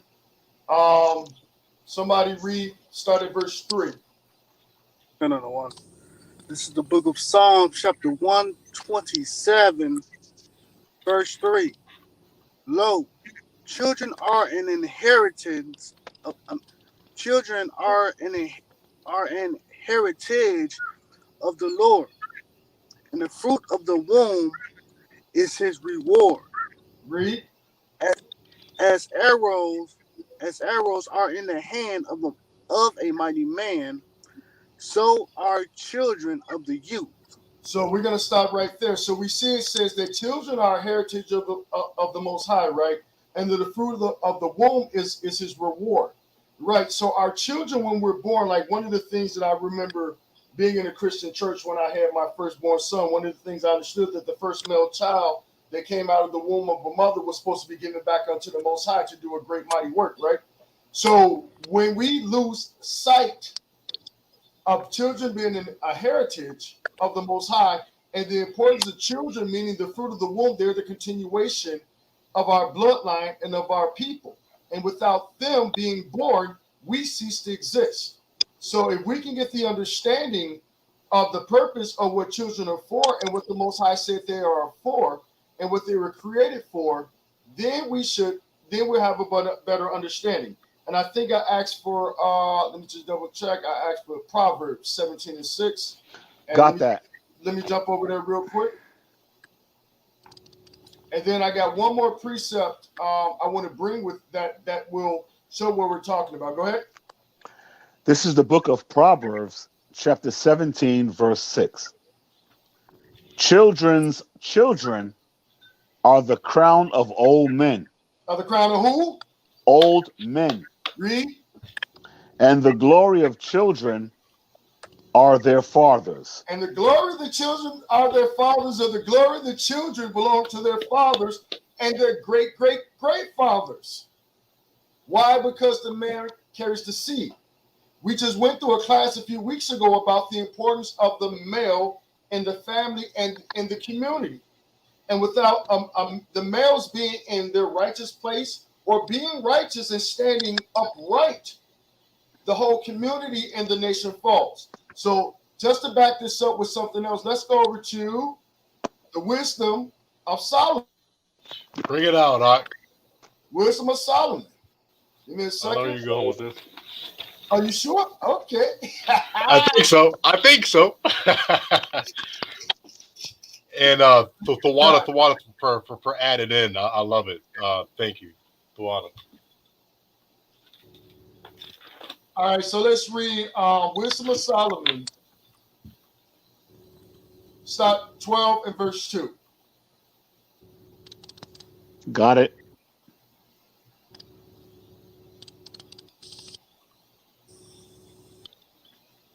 This is the book of the Wisdom of Solomon, chapter 12, verse 2. Therefore, chasten it. Wait, that's a lot.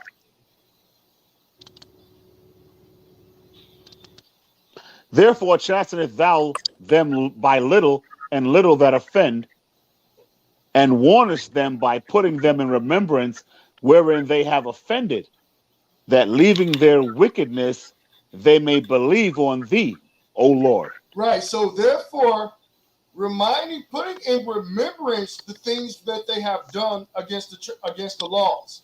We know sin is the transgression of the law, according to the New Testament, right? Absolutely. So when our people are chastened and they are warned, and we warn them by putting them in remembrance of the breaking of the laws where they have offended, then what will happen is it'll open up their mind, the renewing of their mind, the rethinking of themselves in the land of their captivity, to leave that wickedness so that they may believe on the Most High. Continue to read. Go ahead, read. Verse 3.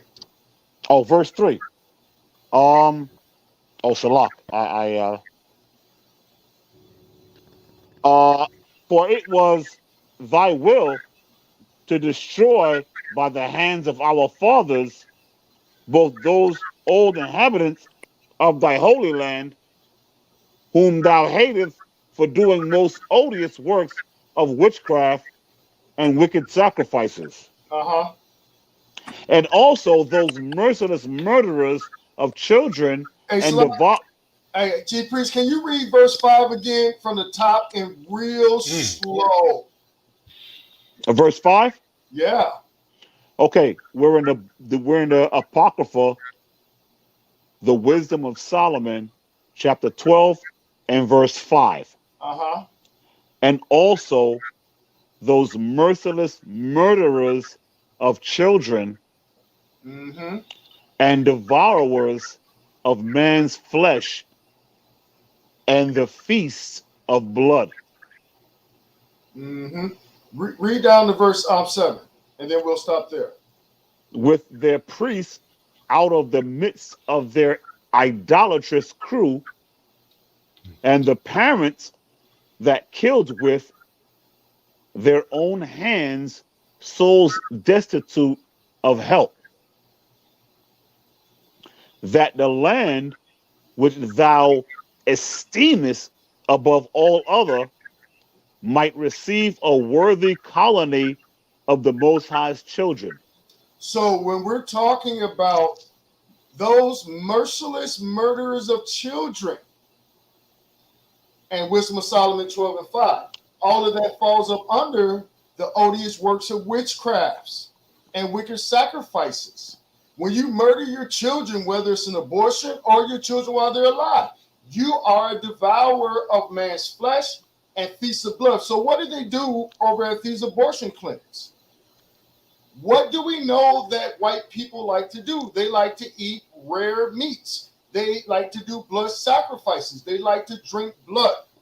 They're the originators or believers in Count Dracula and vampires. That was a folklore among them, right? So it even talks about with the priests of the righteous men out of the midst of the idolatrous crew, meaning they're not partakers or around to see it. It says the parents that killed with their own hands. God. So when we see these things and we get an understanding of abortion, separations of family, divorce, Deuteronomy 28:54 through 56, the man shall have an evil eye towards his brother, or towards the wife of his bosom, or the woman of his flesh, and towards the remnant of his children, which he shall lead, and then vice versa for the woman. And did I want anything else? And yeah, just one last one. Let's go over to Proverbs 6. Just last one. Proverbs 6. I'm in my Nawa zone right now. I'm in my Nawa zone, man. Gotta love that brother, man. All right, so we're gonna read verse 6 and 6 through 19. Proverbs chapter 6. Because we gotta understand, without these things being understood, these cycles are going to continue on and on and on through the generations. Okay, go ahead, King. Proverbs chapter 6, verse 6. Go to the ant, thou sluggard. No. I'm sorry. Proverbs 6 and 17. 6 and 17. Salah. 6 and 16, Salakia. Proverbs 6 and 16. Proverbs chapter 6 and verse 16. Mm-hmm. These 6 things doth the Lord hate. Yea, 7 are an abomination unto him: a proud look, a lying tongue, and hands that shed innocent blood, Mm. and heart that deviseth wicked imaginations, feet that be swift in running to mischief, Mm-hmm.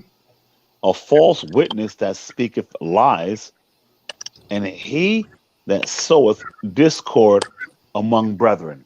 Right. So as the priest just beautifully read just for us, these are the things that the Most High hates. 7 of them are an abomination: a proud look, a lying tongue, hands that shed innocent blood, as we see what our brothers do across America and across the 4 corners of the earth to one another amongst these curses, and the same thing which you saw in these videos with Will Smith and Jada Pinkett, and also with the sister down in what's that, Shreveport or Lafayette, Louisiana, that killed both her daughters, right? Because in order for that to happen, she had to entertain wicked imaginations, meaning that her mind was wicked and her mind was distorted, as well as most of our people in America, because obviously she had feet that was swift running to do mischief, right? And that's why that one brother was saying, when I was breaking down that dialogue from that video about him comparing himself and the loss of his child and the pain he felt, but not having any remorse for that brother, because that brother sowed discord. A father discord a father against another father to keep his child from him while he enjoyed his child and the other brother's child. But guess what? Both of them have lost their children.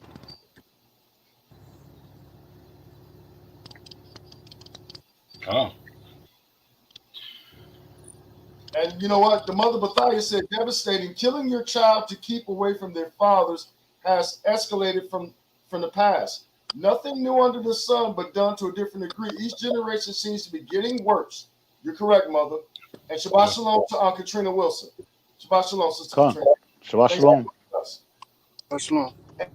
So, brothers, we're almost heading up on the 2-hour point. So, if you want to go ahead and roll through finish up with what you got, Barack. And, yeah. I just got 3 more. Just got 3 more scripts. Okay, cool. Want to put Jada on blast one more time. Oh, you want to put? Okay, you want to put it on blast, Connie? Yeah, just one more. And this one's a little funny though. You got to think about it though, because she still wants, because women want what they can't have, and she still wants Pac. She still wants him. Yep. And it's just funny how this is. Can you give me Ezekiel 16 and 44? Ezekiel 16 and 44. And then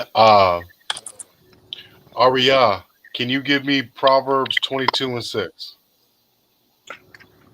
Kind of So the we get one. the one on one. Ezekiel 16 and 44. Hey, Yabatazar, did you want to get that? I mean, I already have it, but if you want to get it, go ahead. No, go ahead, King. I was just sharing it on the screen. I was just sharing all right, King. I'm on mute. Barack, you ready? Yeah, kind of one. You can go ahead. Hey, where's my cam? What's going on? Oh, okay. This is the book of Ezekiel, chapter 16, verse 44.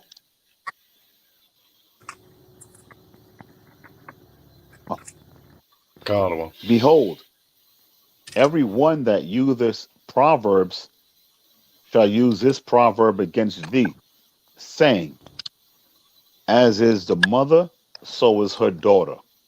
No, stop right there. Stop right there. Because we know mothers and daughters, they have their special connection. I know, all praise to the Most High, my mom and my sister have a beautiful relationship. They got their own little things. She coaches her up for relationships and all that type of stuff.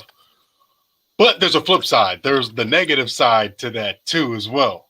So can you share my screen real quick? And then while you do that, give me Proverbs 20. I think it's 22 and 6, right? 22. Kind of the one. Okay. So check this out. And you can read, brother. This is the book of Proverbs, chapter 22, verse 6. Train up a child in the way he should go, and when he is old, he will not depart from it. Right. So that's another it's another scripture about the children. I know Brother Nawa brings this one out a lot. You know, what are we training our children to do? Listen, this woman is obsessed with Tupac. She got her whole family looking like him. Look. So, I know that they do this for shock value and all that, but this is the type of nonsense that makes our women go to the Dominican Republic and to get these little Brazilian butt lifts and stuff like that, right? As the mother, so the daughter. Not through just words, but actions, because they pick it up. You know, there's an interview, and these are three beautiful sisters too. But because we've been on that single mother, strong woman type of stuff, women are going into relationships thinking that I'm gonna probably have this baby by myself, and there's nothing wrong with that. But there's something wrong with that. It takes two to train a child. You know what I'm saying? Not one. You know, the statistics aren't that good as far as that goes. Now, I know I'm the king of doom and gloom and all of that, but we're gonna change it up. Can I say something real quick before we do that? Yeah, go ahead. You know what? A lot of times what we got to realize is everything has to be, and people don't realize this. The scriptures are always measured in context. Okay. And I'll give you an example. A lot of us understand that the woman is, in a lot of instances, the first teacher of the child. But we got to understand where the man's role comes into play, why he's the overall head, why he's the covering of the woman. Because ask yourself the question, can a man teach his daughter about the things that pertain to her menstrual? No. When we look at the 614 laws of the Most High, does some of those pertain to men? No. We can't keep the laws of the menstrual. We're not women. It's all about context. It really is. When you look at the women, all these women, I don't need no man to raise my child. I don't need it. It wasn't designed to be that way. And that's why, you know, your son, he might be a wonderful person, pulling out the chair for a woman, you know, taking the coat off and all of that kind of stuff. It's beautiful. Manners are wonderful. But is that same man that pull your chair out gonna choke a dude out when he disrespects your daughter, when he tries to grab and rape your daughter? Now I know I'm being far-fetched with it, but it all goes back to the scripture. Everything is supposed to be done not only in context, but done in order, decency and order. That's why the scriptures talk about decency and order. So all this stuff we start talking about with women, oh, well, I don't need no man to raise my, I don't need. Stop it. Stop it. And a lot of times, what it is when you start talking about you don't need no man, it's because you want to do what you want to do. You don't want to be corrected. And if you are corrected, which is the one thing I do agree with, if you are corrected, your thing is, can't no nigga tell me nothing unless he doing it. That's a mirror. They're absolutely right.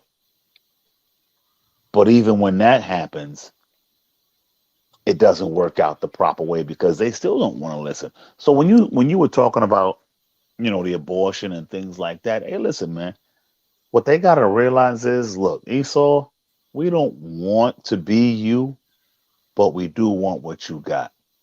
And the Most High makes that abundant to us.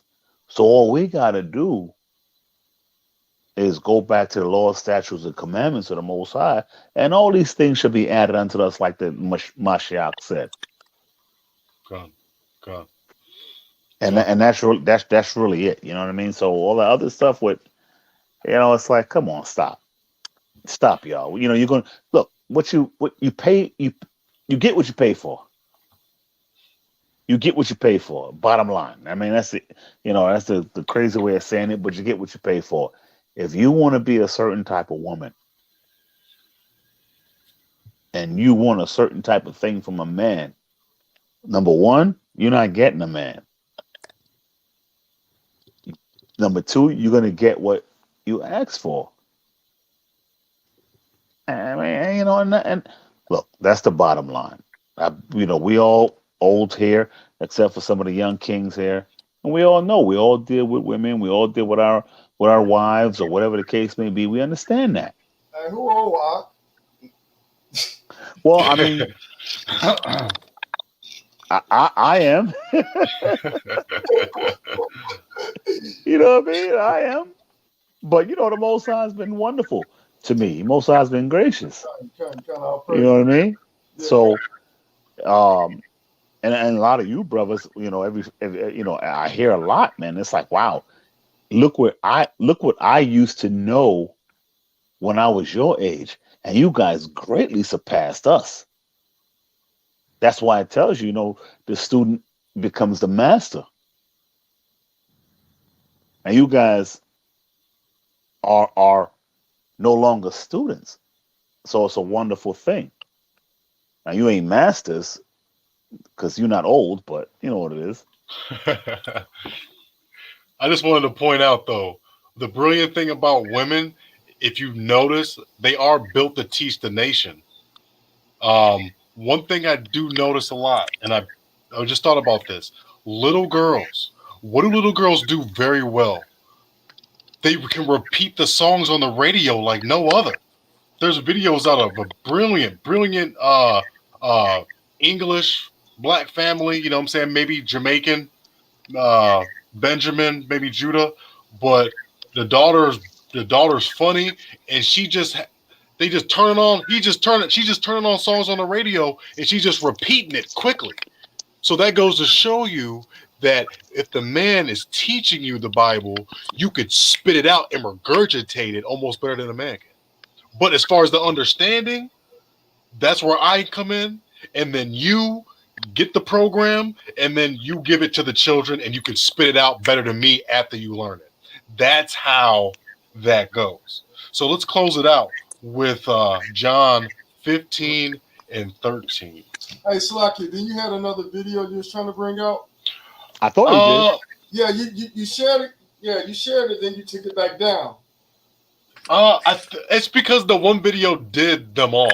Okay, yeah, it's like she showed all the dysfunctional. All praises. Hey, real quick, also go over to First Esdras. First Esdras, yeah. Let me grab this book real quick. Let me grab this real quick for you. Going back into the Apocrypha. I was thinking about this while you was bringing out what you was bringing out. We're gonna go over to First Esdras. What's this thing doing?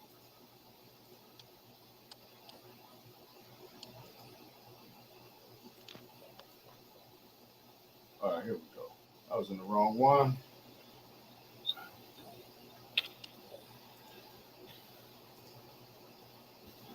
Thou shalt not abhor the old man among you.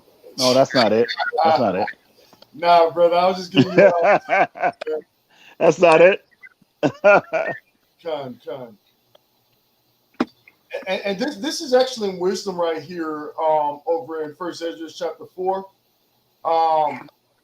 Pretty much it's talking about the king and who has spoken about women, right? So let me just read a couple of verses out of here, and then we'll go ahead with what you got. It said, this is First Esdras chapter 4, verse 13. And then the third who had spoken of women and of the truth, this was Zerubbabel, began to speak. O ye men, is it not the great king, nor the multitude of men? Neither is it wine that excelleth, or who is it then that they ruleth them, or has lordship over them? Are they not women? So right now, the scriptures is telling you that these great men are not ruled by the king or the multitude of men or wine, but they are ruled by women. Women have borne the king and all the people that bear rule of the sea and the land. I'm gonna drop down.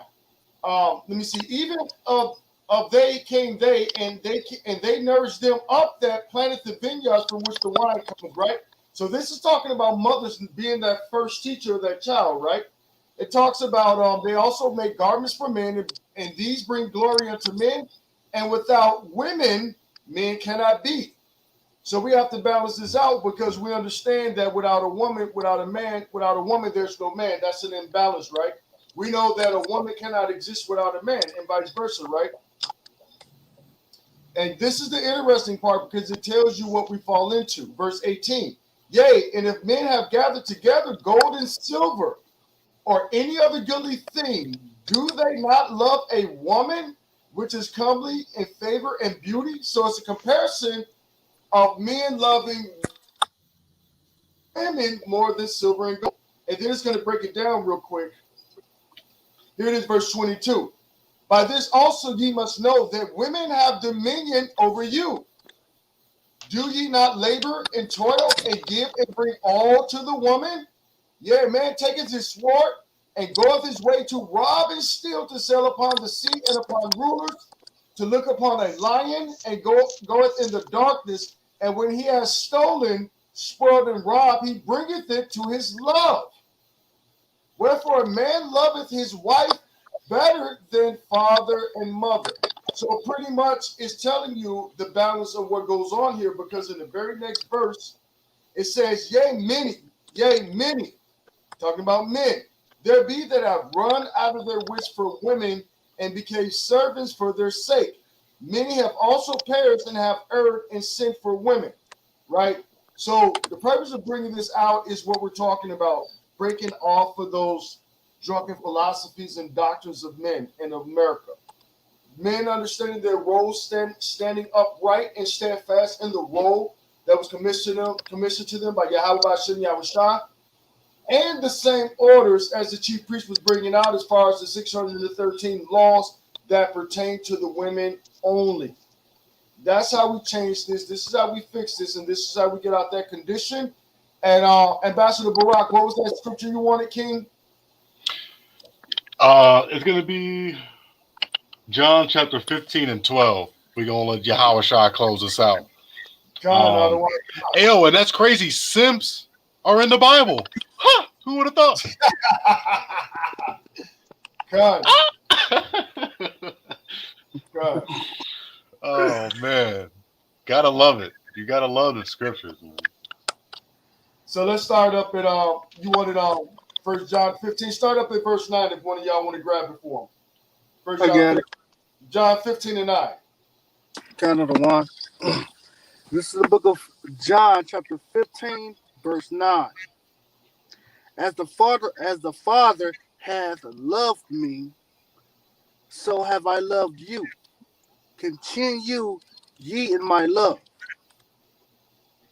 If ye keep my commandments, ye shall abide in my love, even as I have kept my Father's commandments, and abide in his love. Hey, Salak, gang. I usually don't do this, but and I feel really bad about doing this, but I think you read that wrong, King. Salak you. What is it? What were you reading just now? Because I think you read that wrong. This is St. John chapter 15, verse 9. Read that again real quick for me, please. Baba Gosha. As the Father hath loved me, so have I loved you. continue ye in my love. Who's speaking? Yeah, This is Yahushua. Yahushua? He said, continue in my love, right? Come on. Okay, keep reading because I think you read it wrong. Keep reading.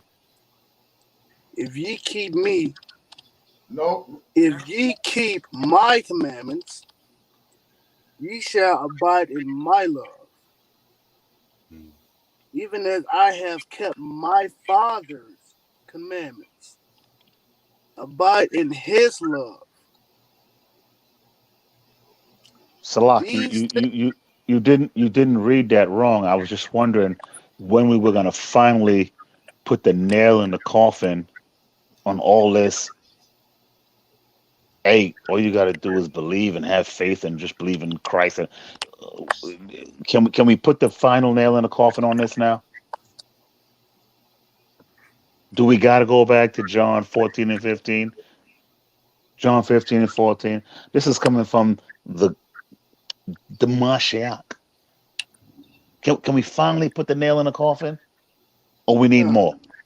And I don't normally do this, and it's a lot. You know, just salak to the people that's out there listening.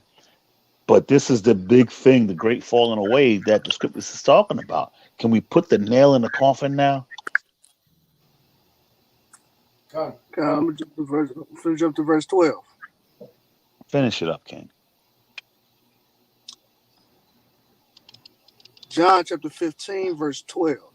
You was in 11. Verse 11. These things have I spoken unto you, that my joy might remain in you, and that your joy might be full. This is my commandment, that ye shall love one. Salakia. This is my commandment, that ye love one another, as I have loved you. And this is how they try to get you. They ignore the 2 or 3 scriptures above that. They try to catch you with, hey, this is that you love one another as I have loved you. Here's the funny thing about it, though. The Mashiach ain't never broke one of the Most High's laws, did he? Mm-hmm. He never did. As a matter of fact, he came down to teach us how to keep those laws. Did he not? Come. God, I don't Or want God. or or did he come down and say, hey, let me show you how I feel like doing it? Yeah, I don't read where that happened. I don't. What I read is him coming down to show us how we supposed to keep it. And I know this is probably way off the topic, but when the spirit bear witness that, hey, look, man, everything we read begins and ends with keeping the Most High's commandments. That's it. It begins with that. It just said what? If ye keep my commandments, ye shall abide in my love, even as I have kept my Father's commandments and abide in his love. These things have I spoken unto you, that you might joy, that my joy might remain in you, that your joy might be fulfilled, that might be filled. This is my commandment, that ye love one another as I have loved you. Let me ask you a question. If I love you, am I going to steal from you? If I love you, am I going to murder you without a cause? La. If I love you, am I going to commit adultery? La. If I love you, am I going to bear false witness against you? La. Ah. Are not those all laws? Come on, one. Come. So how do we get away from not keeping the laws? Can't. Can you read 13 and 14 as well? Go ahead, young king. You were reading. Ambassador Arya. God, let me get back to it. I was gonna go somewhere else. Got it.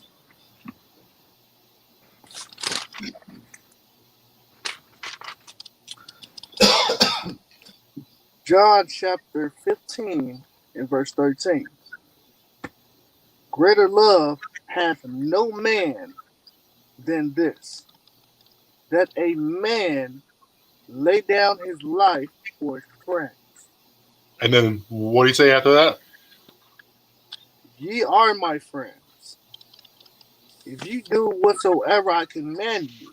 So he said, "You are his friends if we do whatever we command him to do."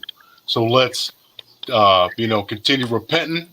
Let's continue to try to build and reverse this enmity that we're talking about, and let's be his friend.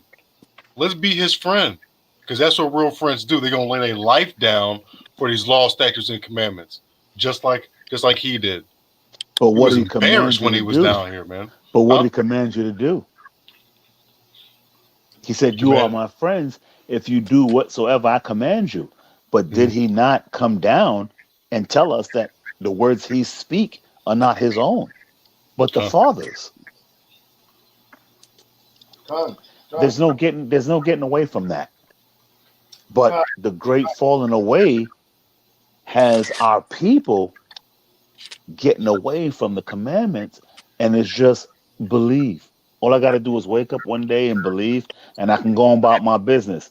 But wait a minute, even those people who believe, you're not robbing nobody, you're not committing adultery, you're not lying on nobody, and this is the so-called Christian life. But wait a minute, if you ain't doing none of these, but all you got to do is believe and the law don't exist no more, then what the hell is going on?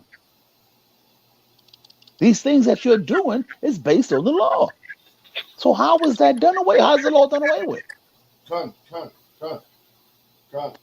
And if you notice some chief priest, when we read that, if ye, that's conditional. You're only his friends if ye do. Exactly. It ain't no in between. You got to do them according to the book of Baruch 4:1. And let me just grab that. Baruch 4:1. This is the book of the commandments of Yahweh and the law that endures forever. All they that keep it shall come to life, but such as leave it shall die. Look, the scriptures tell us that if a person the scripture says, if you turn your ear away from hearing the law, even your prayers are an abomination. So, what, like, you know what? It ain't up to us. It's the spirit of the Most High that has to convince people, because we've been trying for years. We've been trying for years. We're talking 23 years, 24 years for me. We've been trying. But it ain't about us. It's about the Most High. The Most High said in the scriptures, if you turn your ear away from hearing the law, even your prayers are abominations. So all you people sit up in there talking about, we praying to the Most High. Are you? Seriously? Aphrodite. Like, what are you doing? What are you doing? Like, look, no matter what you do, it all comes back to the law. Look, we can give, and we can teach 1,000 scriptures and 1,000 classes on whatever. Hey, we can give a class next week on how a tree grows. But guess what? What's the main thing about that tree? What the scriptures tell us, that all things obey the Most High's law. That tree obeys the law of the Most High to grow. How do we know that? Because when Yahweh came to the fig tree and the tree didn't produce that fig, he cursed it.